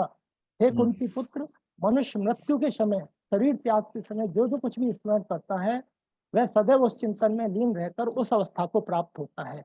तो यहाँ ये है कि जैसा हम चिंतन करेंगे हमारे मन के द्वारा, हमारे आत्मा में जो मन बुद्धि और अहंकार है वो हमको अगले जन्म से देता है। फिर चेतन चरितामृत में भी लिखा है, जीवे स्वरूप हो नित्य कृष्णदास। हमारा जो स्वरूप है वो भगवान का दास है। तो भगवान इसीलिए हमारे साथ आत्मा के साथ विराजमान है कि हम उनके दास हैं, पर हम भूल के और भौतिक शरीर में लिप्त हो जाते हैं। आत्मा परमात्मा क्या है, ये तो शरीर का हो गया छोटा सा 4 स्लाइड के। अब आत्मा और परमात्मा दोनों ही अजन्मा और अनंत हैं। ये ना कभी पैदा होते हैं ना कभी मरते हैं, ये सदा रहते हैं। आत्मा परमात्मा की शाश्वत सेवा में संलग्न आत्मा ने परमात्मा से विलग होकर स्वतंत्र भोग की इच्छा की पूर्ति के लिए ही परमात्मा ने कृपा करके भौतिक जगत में स्थान दिया है। हमारी इच्छा हुई जब हम भगवान की सेवा में संलग्न थे कि नहीं, मेरे को तो अलग से मेरा खुद का एक एंजॉयमेंट करना है, तो भगवान ने हमारी इच्छा की पूर्ति के लिए, क्योंकि भगवान ने सबको स्वतंत्रता दे रखी है, आपकी स्वतंत्रता है, आपको मैं उसकी पूरी करूंगा। ये हमारी मर्जी है कि हम उस स्वतंत्रता का उपयोग भौतिक भोग में करते हैं या भक्ति में करते हैं। आत्मा परमात्मा का ही अंश है, गुणात्मक रूप से परमात्मा के समान है, परंतु गुण मात्रात्मक रूप से बहुत कम है। जैसे ही समुद्र का पानी है, एक बूंद में भी वही गुण है जो पूरे समुद्र में है, पर क्वांटिटी वाइज दोनों में डिफरेंस है। वो यहाँ ये कहने का तात्पर्य है। आत्मा भोग करने के लिए अलग और स्वतंत्र सत्ता की कामना के साथ भौतिक जगत में परमात्मा की सहायता से आता है। जीवात्मा ना स्त्रीलिंग है, ना पुरलिंग है, ना नपुंसकलिंग है। जैसा ये शरीर पाया जाता है वैसा ही कहा जाता है। परमात्मा का अर्थ है परमात्मा से सच्चित आनंद, अर्थात सच्चिदानंद ही परम सुख है, परमात्मा का स्वरूप है। तेजो में शरीर युक्त है और सबसे शुद्ध और पवित्र है। परमात्मा जीवात्मा के साथ प्रत्येक हृदय में सदैव विराजमान रहते हैं, जीवात्मा के कर्मों के साक्षी रहते हैं। भगवान कृष्ण का फिर ये भागवतम का श्लोक है। भगवान कृष्ण का व्यक्तित्व प्रत्येक जीवित प्राणी के साथ साथ व्यक्तिगत आत्मा में भी है, और इस तत्व को हमारे देखने और बुद्धि की सहायता लेने से तत्वों को देखा और परिकल्पित किया जाता है कि भगवान ने हमको जो बुद्धि दी है उस बुद्धि के हिसाब से सहायता से हम इसको पहचान सकते हैं। ये श्रीमद् भागवतम का 2:35 में एक श्लोक दिया हुआ है। लास्ट में स्लाइड खत्म हो गई। भगवान कहते हैं कि मेरे चिंतन में लग जाओ, मुझे प्रणाम करो, मेरी पूजा करो और पूर्ण से मेरे पास आओगे, इसमें कोई संदेह नहीं है। That's all and प्रभु जी। हरे कृष्ण कृष्ण कृष्ण हरे हरे, हरे राम राम राम हरे हरे, हरे कृष्ण। धन्यवाद प्रभु जी, कुछ छूट गया हो तो क्षमा चाहता हूँ। बहुत अच्छी कोशिश, हरि बोल। हरि बोल, थैंक यू। बहुत अच्छा प्रयास, हरि बोल, हरे कृष्ण। ठीक है, थैंक यू सब लोग। और जो लोग